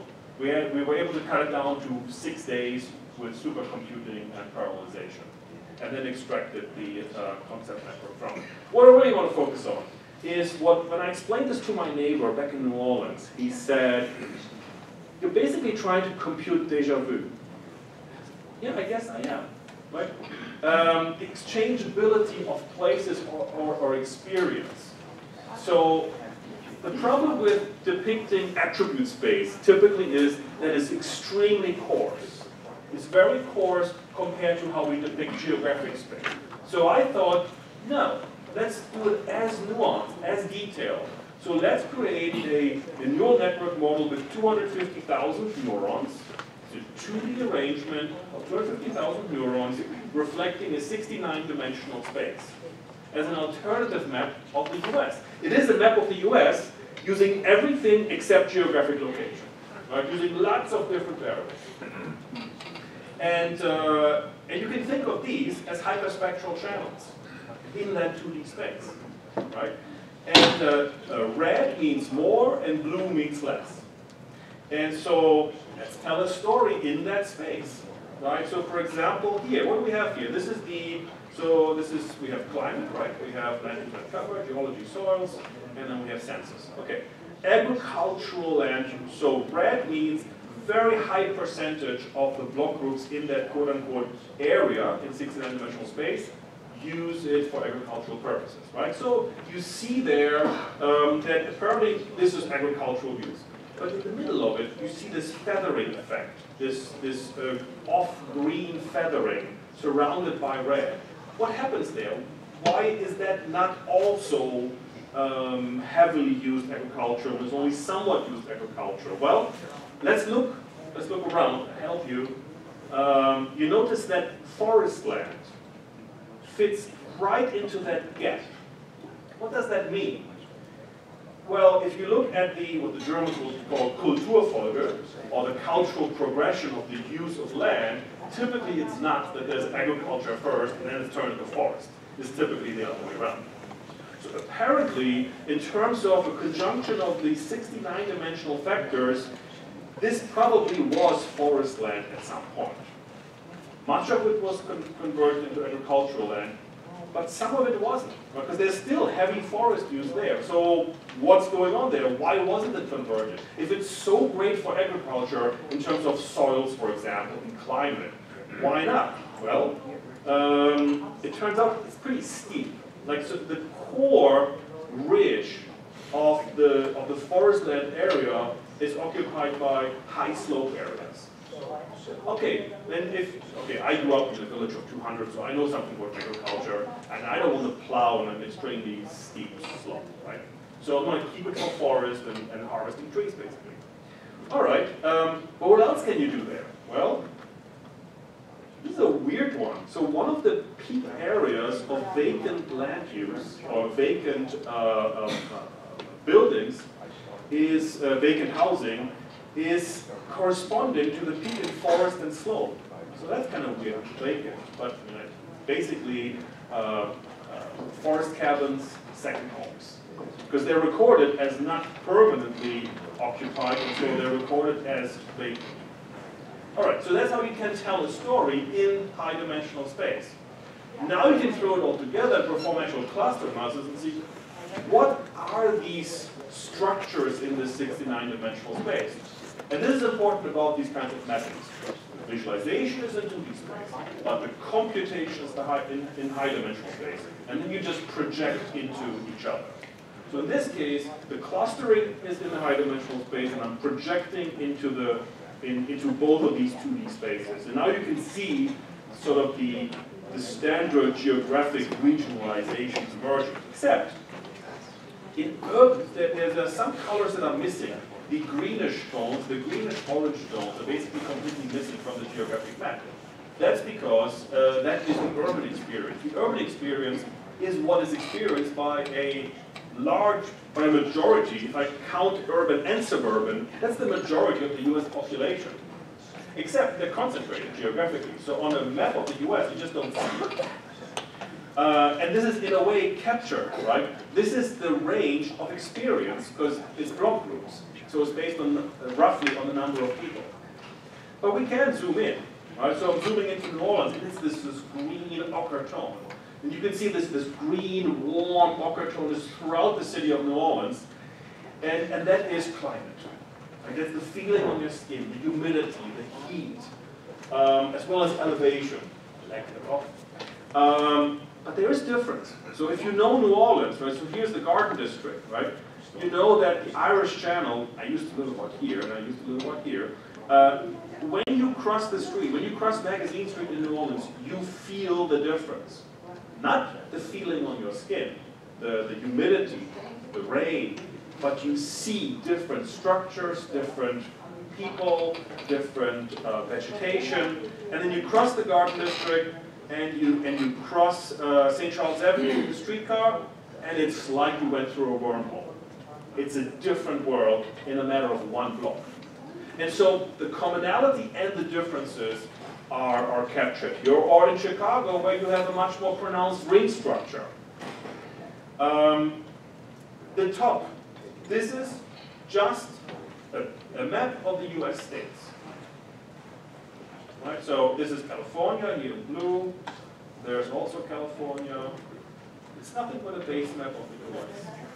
Except it doesn't use geographic location. It only uses similarity of places, using the 69-dimensional space. Now there are some curious artifacts here, like for example this. So if you look at the map, this is basically Arizona, and there's Nevada. So Arizona is surrounded by a ring of Nevada. And I have not yet had the time to investigate that further. So I hope the Arizonans are aware of that. Oh, and there's no smiley face, but there are two eyes. Ghostly Nevada peeking through Arizona. All right. And there are, in fact, two Californias. There is the urban, coastal California, and then there's the rest, which in terms of voting roughly corresponds to the Democrat-Republican split in Arizona. Finally, shameless plug, if you're quick, you can still register today for next week's inaugural Left of Boom conference in San Diego. Left of Boom, so I'm going to, from your perspective, on the timeline, the boom is a bad thing, and the left is the time before that, when you can still act to prevent it, when proactive mitigation is still possible. And so what we're bringing together is national defense, homeland security, but also, so if you look at the list of speakers, General Charles Jacoby, former commander of NORTHCOM and NORAD, Dr. Khalil Mohammed, expert on Islamist language, but also Dr. Anthony Chang, medical director of Children's Hospital of Orange County. Because you know what? Terrorist attack, heart attack, there are warning signs. And in both cases as well, it's not just about the tactics of preventing an event. It's just as much about treating a patient right there and then as it is to prevent them from lifestyle choices, well, look at me, getting there in the first place. Whether it's ideology or lifestyle or military intervention or surgery. We're talking about multiple scales on the timeline, and data analytics can help us. And making these spaces visible so that we can talk about it together. Just like an urban planning meeting. You lay out the map, not just so this is the plan. No, you lay it out so that there's common ground, so that you're actually talking about the same thing. I think it's good. All right. Anybody? You can ask for many of us. Yes. Sean, for your simulated random walk, conditional on context, I'm trying to make sense of how that works. Like at every new pixel, your simulated tiger takes a direction based on some covariables. So the way it's done is, so the correlated random walk will pick a direction. Okay? And in the first model, without the terrain, it would just go there. And that arc is intersected with the raster, and we record that information. In grain sensitive, context sensitive, it says in that direction there's 3 pixels in front of you because you're in a matrix of 3 by 3. And so you're going to take that and you're going to say, which one should I move to? And what we did is we looked at the tiger data to see the slopes it preferred, created a distribution for those, and then took a random variable from that, sort of a Monte Carlo approach, and said, okay, what's that slope number? It's 2%. Which one of these choices is closest? Okay, take that as your next choice. And that's how it moved in that space. Yeah.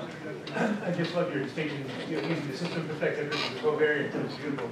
But just on that front, it seems that really when you get to an adequate system description, you have, in a sense, a absolute covariance. Things become absolutely coupled. So this causes this muscle is connected to this bone and not. But just basically, there's a point where your covariances coalesce into, in a way, absolute Newtonian causality, so to speak. Have you looked or at collapses?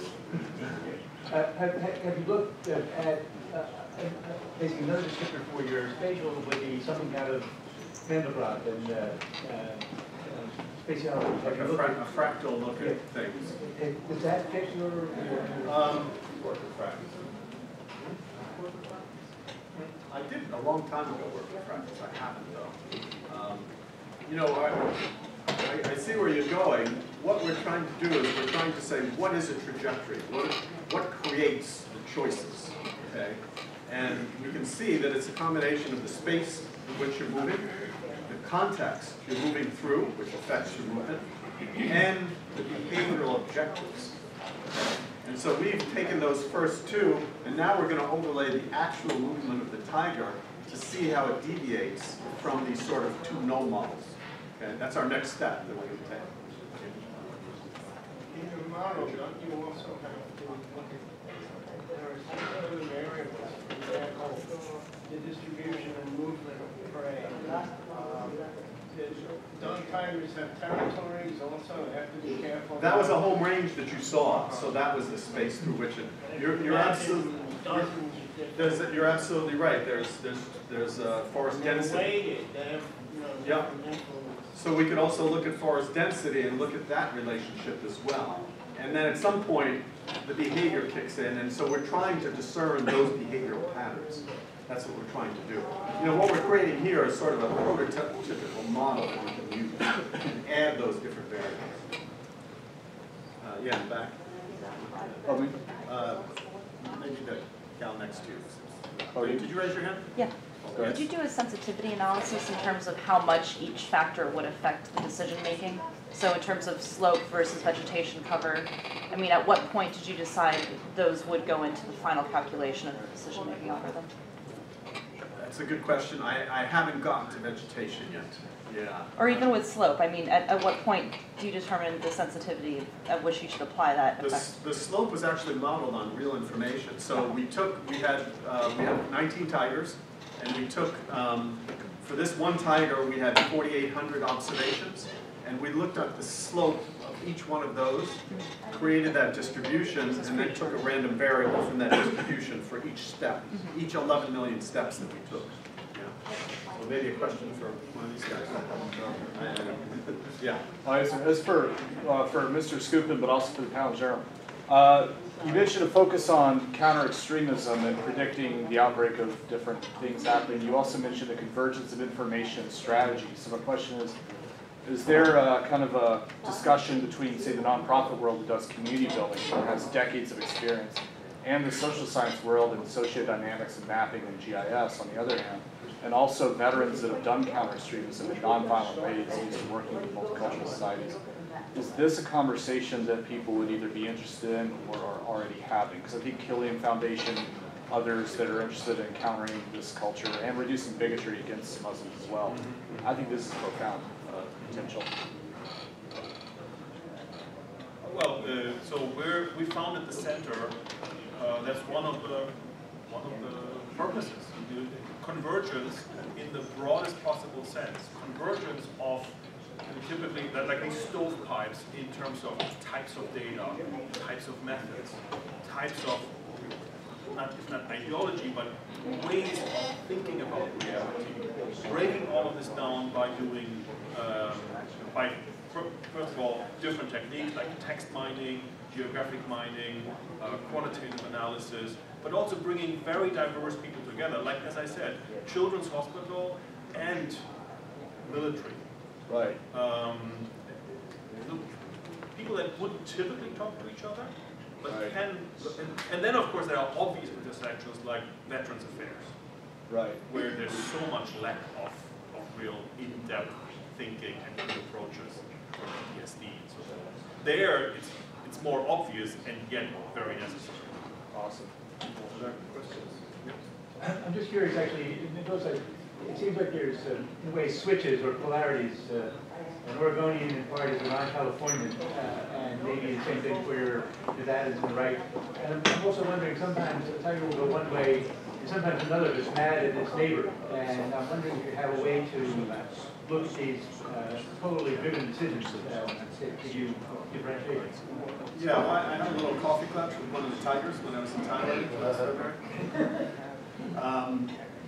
You know, one of the first things I noticed, because the first data set I got from tigers I got on September 10th, 2001, and it was from Nepal. And obviously, we all know what happened. I didn't revisit that for another 5 months. But the amazing thing was, when I started to look at the kill sites, and I'm a fisherman, so I know that you don't want to fish here and then there. You want to go here, here. The tiger seemed to have a mental map, such that the distribution of kills was nicely located in space and time, such that it minimized the disturbance of the prey, because it was a particularly small home range. So, you know, that the complexity of their behavior is more than you would think. Anything else? All right, well, thanks for your attention.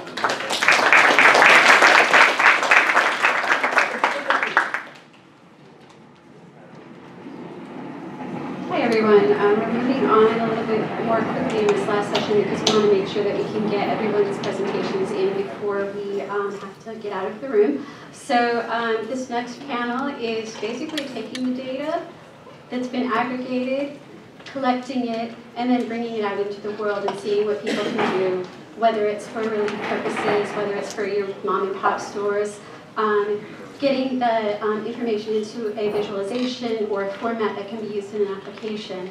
So we have a few people that I'd like to introduce. First up is Noel Yudaka of the Beta NYC, which is part of the Code for America project.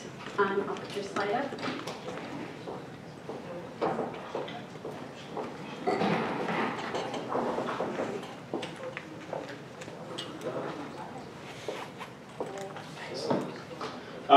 I'm going to try to be as brief as possible to get to the panel, and I will probably have to run out of panel 2. If anybody wants to not be on a boat and not eat lobster, but to come watch a movie and hear about how Pacers should be liberated, which is more or less our country's legal decisions, you can come to City Hall afterward, which is on 50th and 20th Avenue. We're going to be writing postcards to federal judges so that way we can liberate our judicial system. So, a little bit different, but still part of the same family. So I'm Noel Hidalgo, I'm the Executive Director of Beta NYC, and it's a real honor to be here in this room and to be in front of all of you. You can consider us your younger nieces and nephews, or maybe your younger brothers and sisters. We've been around for 5 years. We really wouldn't be here today with all of the pioneering work that Gismo essentially plowed the path for us little young bucks to be running around, or maybe I should just be talking about tigers. But what I understand is now that lion beats tigers. Oh my. I'll be using that line over and over and over again. So Beta NYC envisions an informed and empowered public that can leverage technology, design, and data to address the problems and hold government accountable. We're dedicated to civic technology, smart communities, and open government. And there's a quote that's kind of been kicking around that I don't know how to necessarily incorporate into the work that we're doing, but it's from the Detroit Digital Justice Initiative, and that is, digital justice demystifies technology to the point where we can not only use it, but create our own technologies and participate in the decisions that will shape communications infrastructure. And I think that's really powerful because of what a lot of the work that y'all were doing and have been doing and are doing It's essentially demystifying, this information and making it usable within the ecosystem, really to anyone and everyone. And so, how does that kind of intersect with what we're doing? Well, we helped fight with Gale and another group called the Transparency Working Group to get the city's open data law passed. We saw that that was a really unique opportunity to really be transformative and to kind of change our way of thinking for the 21st century. And so we're currently working to improve that law, and we end up show up in city council and give testimony and give really specific details on how to improve that. So we want the GPS coordinates, we want the lat long, we want the borough block and lot, and all of that data that the city's putting up there. Because of the great work that has been done, Chris Wong and a few others helped put together this really cool app called citygram.nyc, where you can actually subscribe to NYC 311 alerts and subscribe to collision information, so it actually makes data usable. We're currently in the process of trying to disembowel and recombobulate, not tigers of course, MTA service alerts. So the service alerts feed that's currently out there provides some really detailed and useful information, but it's not in a machine-readable format. And so we're working to kind of figure out, and we actually have some pretty good inroads with the MTA to figure that part out. But our biggest project to date that we helped kind of kick off with a piece of legislation with Brad Lander and Councilmember Kalos is the city record. And I'm not sure how many of you know what the city record is. Can I just get a raise a hand, so who knows the city record? All right, that's most of the people with gray hair in this room. That's great. So the people, silver, that's right. For those of you who don't know what the city record is, it's the city's newspaper. It's the city's change log if you're a nerd. It's a piece of PDF. It's still a PDF right now that's put online every single day, and that's the city's action. So procurement decisions, public meetings, anything that the city's legally has to put and notify the public, it goes into the city record. Public meetings get put into the city record and they're published once, and then they kind of end up in this PDF and you really never get to know about it. There's not a searchable, sortable database. There's no GPS coordinates of where these meetings are happening. So we actually asked the city to put that online. We got a law passed. And so we're now in the process of more or less working with the city so that way we can have that as a usable, sortable database. So we're kind of the public in this particular broad ideas, and we meet weekly. We have a hack night just about every single Wednesday in Brooklyn, Manhattan, or in Queens. And then we have an online forum, kind of like your, it's called talk.beta.nyc. So come join us as we're fighting for digital justice and build New York City's version of Code for America. So sorry if I went over time. Thank you.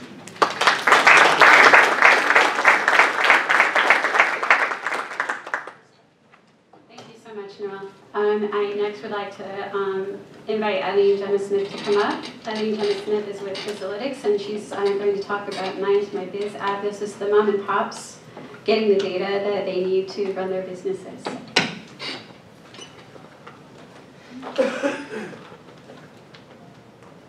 Thanks. Yes?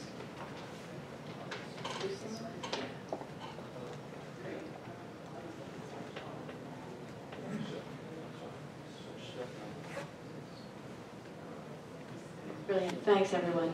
So my name is Aileen Jenna-Smith. I'm the founder and CEO of Facilytics. Our mission is enabling change with data.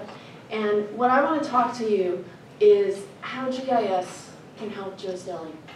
Let me give you a little bit of context. In New York City, we have over 700 people who look, 700 different businesses that look at Mind My Business multiple times a week. What are we doing? We're letting them know everything that's happening outside and around them that makes a difference to the bottom line. Because if you're that local shopkeeper and you know that there's going to be construction in a week, you can prepare, you can do things differently. If you're the local shopkeeper and you understand what's happening, that this is when the city's going to break up the street, this is a change to a regulation, this is your risk for fine, that makes a difference in terms of mission critical, like I don't have that much liquidity in my budget. Saving that $300 actually is the difference between me making my payroll or not. So that's why we came up with Mind My Business. What we do is kind of take dozens and dozens of data sets at the New York City level, and then we put them together, targeted for those local businesses. So under the hood, what we're doing is building this knowledge graph across space and time, so we know the location. Here's all the buildings. When is there going to be a sidewalk shed going up or coming down? And what's happening with clusters of things like ECB violations? Where are there reports that there might be? Here's a low-lying area, and nobody's going to be able to get there because it's constantly flooding, because we know that from 311 data. We then translate it to make sense for these local shopkeepers. What they do, they'll go first. Here you are on your phone, I'm giving you targeted alerts for your business, saying, next week, this is what's going to be happening. A month from now, here's what's happening. And folks like that, because one of the challenges that we have, and I think everyone here in this room can empathize with, is if you can't contextualize for the users who need that information, then it doesn't matter, because they can't get to it. And that's the opportunity that we saw as we started to build our startup. Was there's all of these amazing, thank you, Gail Brewer, we've got this great open data law, but how do we make it usable for Main Street? How do you say, we have 1,200 different data sets. Well, I'm a local shopkeeper. What does that mean for me? It means nothing, because I don't know what GIS is. I'm not going to go and do SQL queries. I'm not going to go to Socrata database and say, well, let me look. I got stuff to do. Can someone translate it for me? So that's why kind of our motto is no one takes care of business like we do. Because the way that we were able to stand this up was I went door to door and I listened to the stories of over 100 different shopkeepers. It's amazing, you've been here 25 years. Those are those kind of core users that we actually have as a long-standing bodega, diner owner, the pub that's been there, that's the core of the neighborhood. And you know what they said to me? Elaine, my frustration is I don't know. Or rule has changed and I didn't know and now I got hit with a fine. So I said we can fix that. But I have to fix it in a way that that context makes sense for you. So as a user of my business, what you're going to see is kind of these text alerts. Because again, it's honoring and understanding that user to translate it for them. So if you talk to the shopkeepers who are using this every day, they're not going to say, GIS, open data law. They're going to say, they saved me money. They prevented me from getting a fine. They gave me a heads up that I was going to have more or less foot traffic. And that's kind of the opportunity that we all have here. And that a great organization like Gismo has brought together, right? That you said, there's all of this knowledge, let's collect it, and let's put it together in ways for other audiences. So that's what we do. And what I would love to say, if there are folks that are interested in helping us get deeper, richer versions of the knowledge graph that we're building, I would absolutely love to speak with you. Thanks.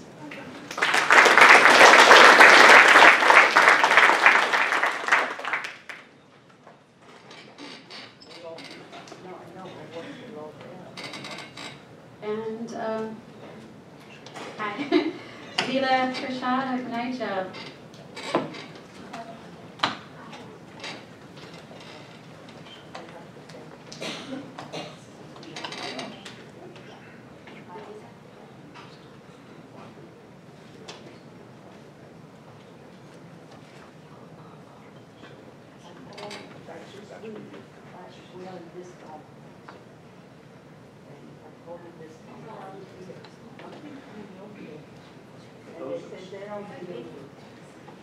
Thank you very much. Thank you, Maureen and Jesse, for organizing this today and having me today. I'm really excited to engage with Gismo. I moved to New York in 2012, and one of the very first things I did was accompany my friend Sarah Farmer of Crisis Mappers to the Sloan Public Service Awards, and Jim McConnell received an award for his work with OEM, and that was really inspiring. So I'm glad to re-engage with you all today. I'll be talking about community impact and data mapping that I'm doing with my organization, Nigel. My background is in GIS. I started with ARC 3.2 when I was in college and moved along with all of the Esri products. We're using a lot of open source and open data now that I'll talk about.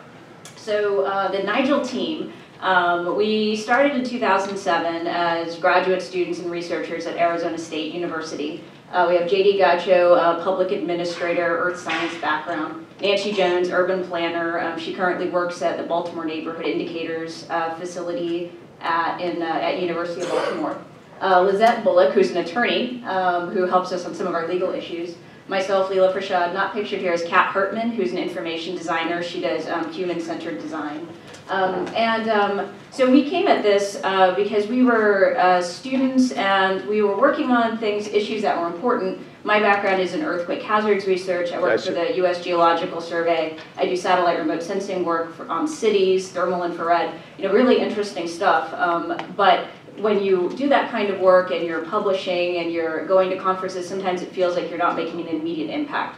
So we were all looking for some sort of immediate impact in our lives to make our technical work a little bit more relevant to issues that we saw in the community.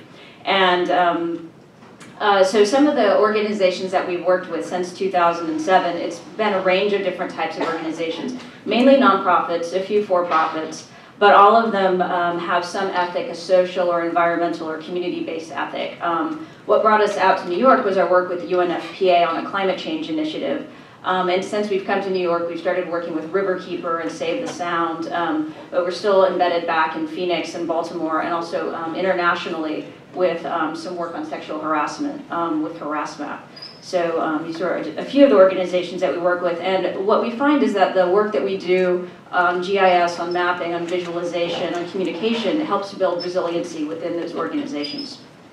So our roots, starting in Phoenix, Arizona, actually Tempe, where Arizona State is located. It's a sprawling city that's downtown right there, and then this is just a screen grab I got from the Weldon Cooper Center put this together. I think it was, you may have all seen it in the New York Times, as 1 dot per person map of Phoenix. So that's from the 2010 census, but it's a massive city and a really difficult place for people who are immigrants to navigate, particularly those who have come as resettled refugees. So before we started Nigel, JD and Nancy and myself were American Friend volunteers with the IRC in Phoenix.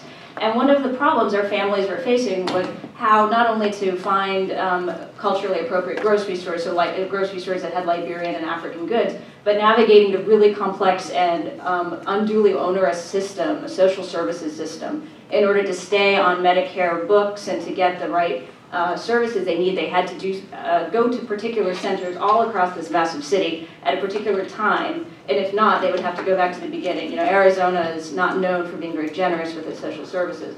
So the very first thing we did is, being GIS people, we created these maps, and we were actually kind of frustrated with the caseworkers at the IRC. So we brought these maps, we brought this information to them, and they were shocked. They said, "How did you make these maps? Everything that we do internally in our organization is the caseworkers just know what's out there, and then people leave. There is no institutional knowledge within our office. We would love to be able to make this kind of GIS." We were all using Esri tools and a lot of different, I was doing programming in Fortran, we had all these technical tools at hand. And Esri is pretty generous in giving NGOs and nonprofits free licenses, but we were really excited about QGIS. This is 2007, so open source Python software package that's really fully featured today. It was in the 0.8 version, I think, at the time. And there was also a few other packages out there like UDIG. So we started to think about how a group like the IRC could use GIS without engaging with the Esri behemoth, just to do the simple mapping that they were trying to do. And so we learned about QGIS. We knew about PostSQL and PostGIS. PostGIS was pretty new. And we thought, well, this is excellent. We could put together a geospatial database. We wouldn't have to use an Esri geodatabase. And then we could even use a map server. We wouldn't have to use ArcIMS. We could use something like GeoServer. So this was our initial 2007 open source GIS map stack that we started to think about. And we were also really inspired by something that happened in 2008. Two people, David Kobe and Eric Herzman, won a USAID challenge for their open source crowdsourcing platform called Ushahidi. And they built this out of need as diaspora Kenyans to map what was happening on the ground during the Kenyan election crisis for people to see. Many of you may now know Ushahidi. They really took off after the Haiti earthquake, very influential in crisis mapping at that point. And the entire crisis mapper community was based off of what these two guys did. So we met them, and we were very inspired and wanted to parlay this and our open source knowledge into something meaningful. So that progressed to today, to 2015, and our workflow has changed a bit.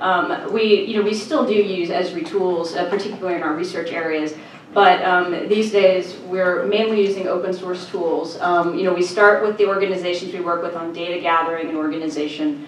There's a lot of APIs to take advantage of. There's certainly a lot of scrapers, but it really, other than the technology, it's really about what the organization needs to tell their story. What do they need to understand the problems in their communities, the problems in their environment. So we help them with that. We even use some sensors. We use a little remote sensing sometimes. And then the analysis component, where the tools we're using, we do use QGIS. We still use a lot of PostgreSQL, PostGIS. These days we're really liking Geoda.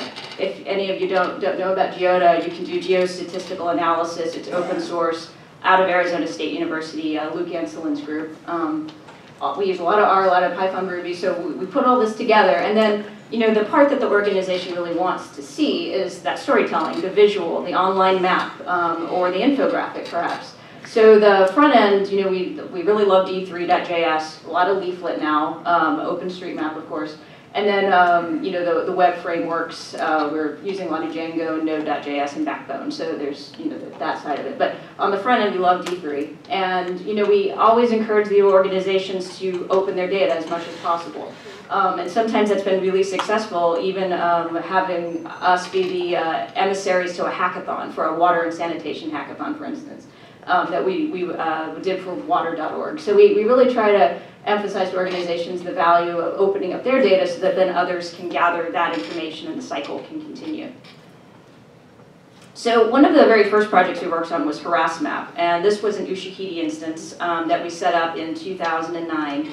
And in this case, a colleague of ours was a Fulbright fellow in Cairo, told us that a women's group was there, sort of an unaffiliated women's group. They didn't have a particular nonprofit for political reasons at the time. This was during the Mubarak regime. And they needed a way just to show that sexual harassment was a problem. The government didn't believe it was a problem, and they just needed to show, look, it's happening. So we put together a new Ushahidi instance, set up a SMS gateway for people to text message to that gateway that something had happened. It would show up on the map after an initial, a little bit of validation on the back end by the people running the organization.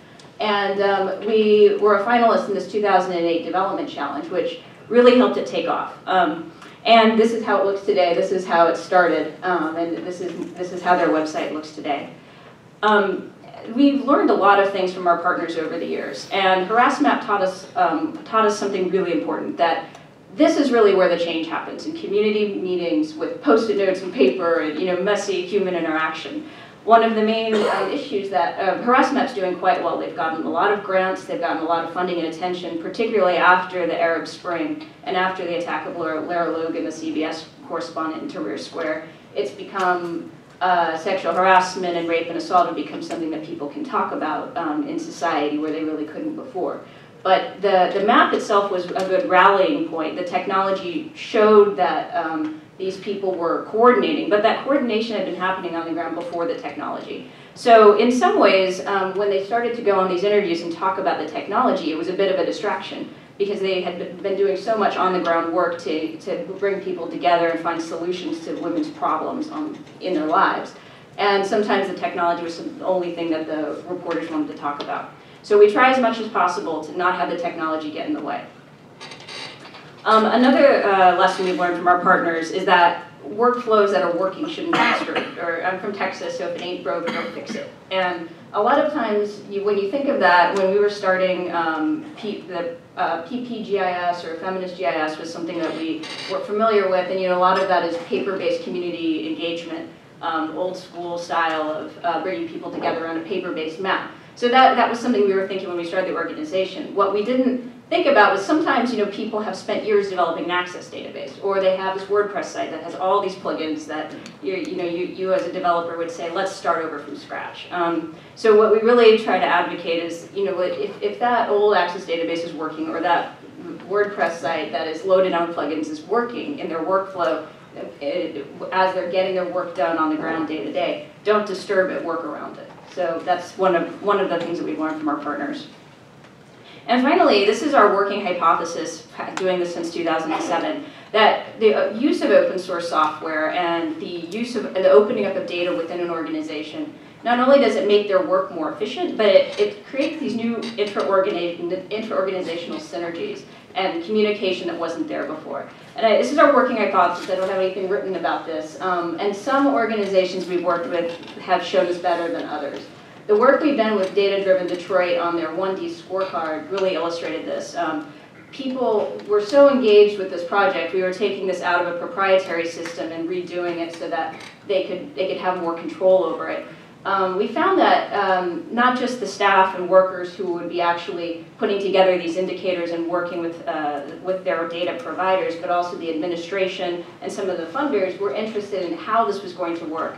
And we started to get down to the level of, what kind of scale we would have, what kind of mapping we would do, what sort of dynamic indicators we would do, and the some of the staff, a little bit higher level staffs, actually started programming, wanting to learn to do some of the D3.js. So because these pieces of software and the data were outside of traditional silos or proprietary packages, it made people in the organization feel that they could interact more if they wanted to. And we find that it kind of opens up discussion about existing workflows. So it's this project in particular really illustrated that, and there's a nice blog post on the Data Driven Detroit site about their experience working with us. And just one last thing, a project we're working on right now that we're particularly excited about is a project to teach math with urban concepts here in New York. The project is funded by the NSF. It's a partnership between the MIT Civic Data Design Lab and Brooklyn College. And so what we've built is a website where the students can go learn about demographics and then see where check cashing, wire transfer, banking locations are available. And so the students are learning about probability and statistics and demography, and they're also using this tool as they go out into the field, and they're talking to people in the community. They're asking them, do you use a pawn shop? Do you use check cashing? How do you feel about your banking options? So we're really interested with this. We have a new release coming out, and we're going into the classroom again in May, and that's the website down there. So thank you very much.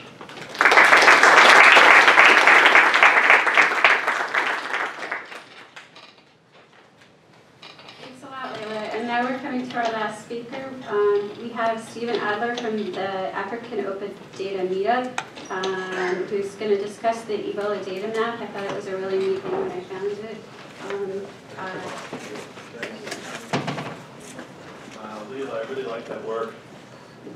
Hi, everyone. I feel a little bit embarrassed actually talking to you guys. I've seen so many fantastic presentations today. First, I should tell you, I work for IBM. I lead IBM's open data programs worldwide. And I started doing some work with mapping totally by accident. In August last year, I worked with the State Department to host an Africa Open Data Jam as part of the President's U.S.-Africa Leadership Summit. The Africans called it the Africa Leadership Summons because the State Department sent out cables to 54 African countries requesting their presence in Washington. And I represent IBM in what's called the Open Government Partnership, which is a consortium of 65 countries around the world that work together on open government and open data programs. And as I looked at the agenda, I saw that there was nobody covering open data. There are 8 African countries that are members of OGP. And I suggested, why don't we do a jam, organize something, At that time I thought, sort of naively, maybe we could provide some training and some enablement and show them some great examples. Such a stupid idea. And we could empower these countries to build better open data programs. Of course, at the time I didn't realize that, a prerequisite for an open data program is that you have some data to begin with. And African countries don't have any data. It's kind of a generalization. Some have some, but not a lot. Records management hasn't been a priority for many African countries. So we hosted this jam at our briefing center in Washington. We had about 120 people there. And at 1 o'clock in the afternoon, I'll never forget it, I think it was 1:03, all of the cell phones. We had a delegation of 20 people from Sierra Leone and about 5 from Liberia. And at 1:03, all their cell phones vibrated or rang. And they're all notified by British Airways that their flights back to Freetown and Monrovia have been canceled because of the Ebola outbreak. And at the time we were organizing this event, we kind of heard about Ebola, that something was happening in West Africa, but it really didn't feel like an emergency yet. And so we didn't really think we should put it on the agenda. There was a small fraction of the population that was affected. But at that moment, it took over the entire event. And we just dropped the agenda, we just dropped everything and said, okay, what can we do to help? It was clear that it was traumatizing our guests, and so we just jumped into it. My team, our team, we have a research lab in Nairobi, and they immediately jumped in, sending proposals. We ended up doing a solution with SMS messages, surveying people in Sierra Leone on their anxiety and emotions during the crisis to try to identify how government broadcast messages were affecting the population, and maybe the government shouldn't call Ebola the enemy of the state, or maybe they shouldn't say we're declaring war on Ebola, because that will probably push people into their homes instead of into treatment centers. And we began to, the next thing my team did was we began to organize an Ebola Open Data Jam in New York that we hosted at Civic Hall on October 18th. We had about 150 people participate. And we began to collect open sources of data about Ebola. One of the things we first noticed was that there was no accurate information about healthcare facilities in West Africa at all.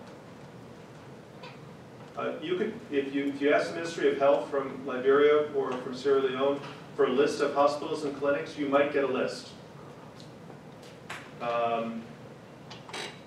Sometimes if you ask African governments for lists, it takes about 3 or 4 weeks. If you ask them, for example, for a list of all of the of all of their ministries and their addresses, you might get a handwritten list back, depending on the country. It might be a computer list. Chances are it's the only list they have. Chances are they gave you a list and they didn't keep a copy because they don't really think they need a copy because they know where all those places are. Why the hell would they need a list? Everyone knows the addresses of all those places. Why would I need a list for that? The same is true for their health care, for hospitals and clinics. Nobody ever made a list. If there is a list, it came from International Red Cross or WHO or somebody else. And if it's a list of addresses, it's just addresses and names. It's not whether or not the hospital, how many beds the hospital has, how many treatment units it has, how many doctors, whether the doctors have any credentials, how many nurses there are, whether or not the hospital is connected to a road network, if the road network is paved, if it has electricity, how many hours a day does it have electricity, does it have sanitation, does it have water. We think about hospitals here in New York as places we probably don't want to go to, but still they're relatively clean and orderly. Hospitals in Africa are nothing like that. A lot of hospitals don't have sanitation, don't have running water, don't have consistent electricity, don't have telephones, don't have computers, don't have communication, and they certainly don't have lists about it. And if you don't have a list of what things are, it's really hard to improve them. That's something we learned the hard way. The United States, I don't know if you've read the reports, President Obama sent 3,000 Marines to Liberia at the start of the crisis to build Ebola treatment units. And we built 3,000 Ebola treatment units. Those are these tinted, you put this person in this isolation in a tent and then give them some water. But by the time we finished those treatment units, the Ebola crisis was pretty much over. We only treated 28 patients. It's a colossal waste of money. I mean, it shored up self-confidence in the country for sure. The presence of American soldiers on soil helped to stabilize the country, had a big impact. But in terms of treating the patients, no impact. No impact because we didn't know what they had to start with, and so we just sent in what we thought they needed. But that's where maps are so important. So we began working on collecting the data about where all the places were and putting them into maps. We discovered, just by cross-referencing a whole variety of different lists from the government, from all the different aid agencies, that there were 200, in Sierra Leone at least, there were 200 treatment facilities across the country that the government itself was not aware of. governments in Africa tend to be largely focused, or their awareness level tends to be largely focused in the immediate surroundings of the capital. And the farther away you get from the capital, the weaker the communication lines tend to be.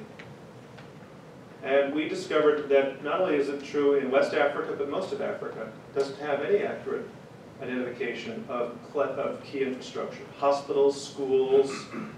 There's a huge need today for documenting infrastructure in countries like that. Electricity lines, tourism, road networks, all of it. And that's something that we need your help with. It brings me to the second part. Along the way, as we began this work, I started working with the U.S. Department of Agriculture. They have a program called GODAN, Global Open Data for Agriculture and Nutrition. They're working with NASA, because where's my friend from the NASA Space Apps Challenge? There you are. I was at the NASA Space Apps Challenge a few weeks ago, where I told the audience that because of NASA satellites, for the first time in human history, we have the ability to document exactly how much food the world is producing. That is, we have satellites, I think someone spoke about it, I don't remember who it was, who spoke about the satellite reconnaissance. Through infrared, we can identify the difference between a road and a field. And by doing spectral analysis, we can identify what's in the field. And now through a new satellite that was launched called SMAP, we can identify the moisture of the field, which means we can see every day, because the satellites are taking photos of the Earth, exactly how the topography is changing. That is, the plants are growing, not very, very small plants, but larger plants. And we can use that information. It's all open data. It's all available on the NASA website, which means that mappers, cartographers, guys like you, can map how much agricultural production is happening in countries that have never had agricultural data in their entire history. And that's most of the southern hemisphere. It doesn't have accurate agricultural data like we do in the US from USDA. And so what I'm talking about are key challenges, key opportunities that I think we have in the next decade to map our infrastructure, to map our agriculture. And as the world warms, these are really important opportunities that I hope you guys will help us conquer. One of the things that I'm doing now is I'm working together with USAID, the World Bank, lots of other organizations to try to build crowdsourcing capability to collect this data and to map it in Africa and other parts of the world. If you'd like some information about that or you'd like to participate, I would love to work with you. Any questions? Yeah. So are cell phones pretty ubiquitous throughout these areas of Africa? They are mostly candy bar phones. But what? Because I'm just thinking of talk about crowdsourcing, and I'm just thinking, is this like another way to try to get, like along the lines of community-based participatory research, you just gather data from the people? Yeah, we're doing that too, and that's a great point. Actually, there's a great project in Uganda where they have a banana blight, which is bananas a key crop in Uganda, and they recruited 300,000 people to use their cell phones to take photos of the banana blight in their community so that they could map the disease and how it spread. Yeah, that's a great idea. Yeah? I have a question. Have you met Wendy Brower from GreenMap? No, I haven't. They do work locally here in New York, but also internationally, low-tech, on-the-ground solutions. Oh, great. She's terrific. Thank you very much. Okay, to that point also, the Inter-American Development Bank developed what they call ASPICO, that's that change. Yeah. Yeah, I think that's really a really critical capability in the future. One of the things that we learned at the first of all Open Data Jam was the power of what I call people data. We put up a website to collect the information. It was just an open data portal, but it wasn't run by a government. We always think about open data as something that governments do. It wasn't run by a corporation. We put up a little bit of money to set it up, but it was really a grassroots initiative from the people who wanted to collect the data, for people who might use the data. And I think that's going to be a really exciting opportunity in the future for citizens, for anyone who cares passionately. I love the work that you're doing. I think that comes very close to that, where if you care passionately about an issue, collect some data about it. Any other questions? I'm going into the Q&A now. Yeah. Since you have a data set for the fire outbreak, can you use those same channels for distributing the means people can keep from wild animal contact and from getting disease back into the human population? Can you exploit that, or can people who have data be encouraged to basically figure out how to minimize that kind of next step? Yeah, that's a really good point. They say that Ebola had been in West Africa for decades in the animal population. It was only because of human contact. I have a friend who drove from London to Cape Town and said that as he passed through West Africa, there are no animals left. They've all been eaten. You know, it's very sad. You think that Africa is full of wild animals, and there's very few. I spent a month in Namibia in 2013, and there's like 140 elephants in the entire country. The country is twice the size of California. There's very little left, but for some reason the predation of animal species pushed into species that had this Ebola outbreak. I don't know if that's going to be a preventive measure to identify that link. The thing we've all learned about the Ebola outbreak is that any healthcare system in the world, doesn't matter where you are, the weakest healthcare systems are the weakest link in a global epidemic. We were really lucky with Ebola because it's not transmitted through the air. And like H1N1, which was transmitted through the air for breathing, infected 800 million people. And it wasn't deadly. But what happens if we have an Ebola that is deadly, that transmits through the air? What happens if we have a new infectious disease and it happens in another part of the world with a weak healthcare system? That's why we need these inventories. Yes, sir? Yeah, a question about crowdsourcing. This can be done locally or in a village in Africa or wherever. In terms of people in a community collecting their own data to use the data, like their needs, their skills, their aspirations, their problems, and then from this they can envision small amounts of, small plans to help their own community, several $1,000s. Do you think crowdsourcing might one day or soon not replace, but really become an alternative to the top-down grant-seeking, grant-writing, where only a few people get the money and everyone's sort of scraggling and working for free? Do you think this crowdsourcing might be a better way for communities to locally define small projects that they really need, that's driven by that data, that's owned by a steering committee comprised of the neighborhood, and then they get the money crowdsourced instead of having to beg up the bureaucracy chain, so to speak? Well, first I want to say that I'm really delighted to be here today, and I really love I didn't quite understand all the historical stories when I walked in earlier this afternoon, but I really loved hearing them on one level. On the other side, it reminded me that how woefully underfunded data management remains. It doesn't matter if we're talking about open data management or GIS mapping, we still remain really woefully underfunded. I think that's going to change.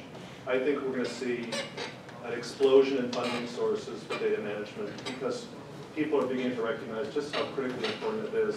I myself have just been appointed to a Commerce Department Data Advisory Council. We had our first meeting last week with the Secretary of Commerce, the Undersecretary, everybody talking about how critical data is to the government and to our economy. The Commerce Secretary said, we think that our open data just within the Commerce Department, that's NOAA, Census Bureau, PTO, BAA, just within the Commerce Department can add 1 to 3% in GDP growth in the United States if we get it out there and utilized. When you hear numbers like that, I think that means we're going to see much more funding. And the funding today is going to go so much farther because of the things that Leila talked about. The growth of open source software and the proliferation of IT skill. We just have this enormous growth. I'm just stunned by how much IT skill there is in the world compared to the Xerox story that I heard earlier about $140,000 machine sitting in its own room to have any processing power. Open source software provides this exponential opportunity where nobody has to worry about, can I afford the software? Can I afford? And with cloud computing, you don't have to worry about, can I afford the server? Do I know where to put it? Will there be consistent electricity? So the opportunity today to use computational resources that are open source and available in the cloud means that almost anybody can build an open data repository and crowdsource the data. That's just a revolution. I think we're going to see an explosion. Can we thank Stephen and Thank you.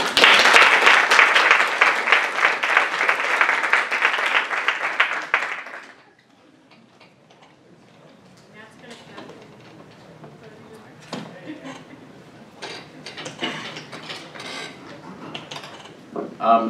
So this has been great. I really want to thank everybody who had an opportunity to speak today. What's that? Thank you, Amy, for filming this, and we will all distribute this out via the Gismo website. But I want to just thank everybody who's been a part of planning today's event, and I don't know if I can speak for all of you, but this was very inspiring to see all of this amazing work that's being done, to see the future sort of unfolding before us.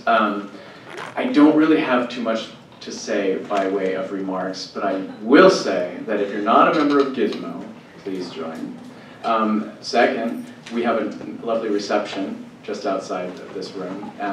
We should take this opportunity to sort of re-cement our commitment to Gismo by networking out there, by getting to know one another, by making the friends that we will continue to cultivate, friendships we'll continue to cultivate for the next 25 years. So I wanted to thank all of you for coming also, and for staying here for so long today, but as I said, I think this is all very inspiring. It's really wonderful work, and this is a great group. So let's keep it going for the next 25 years.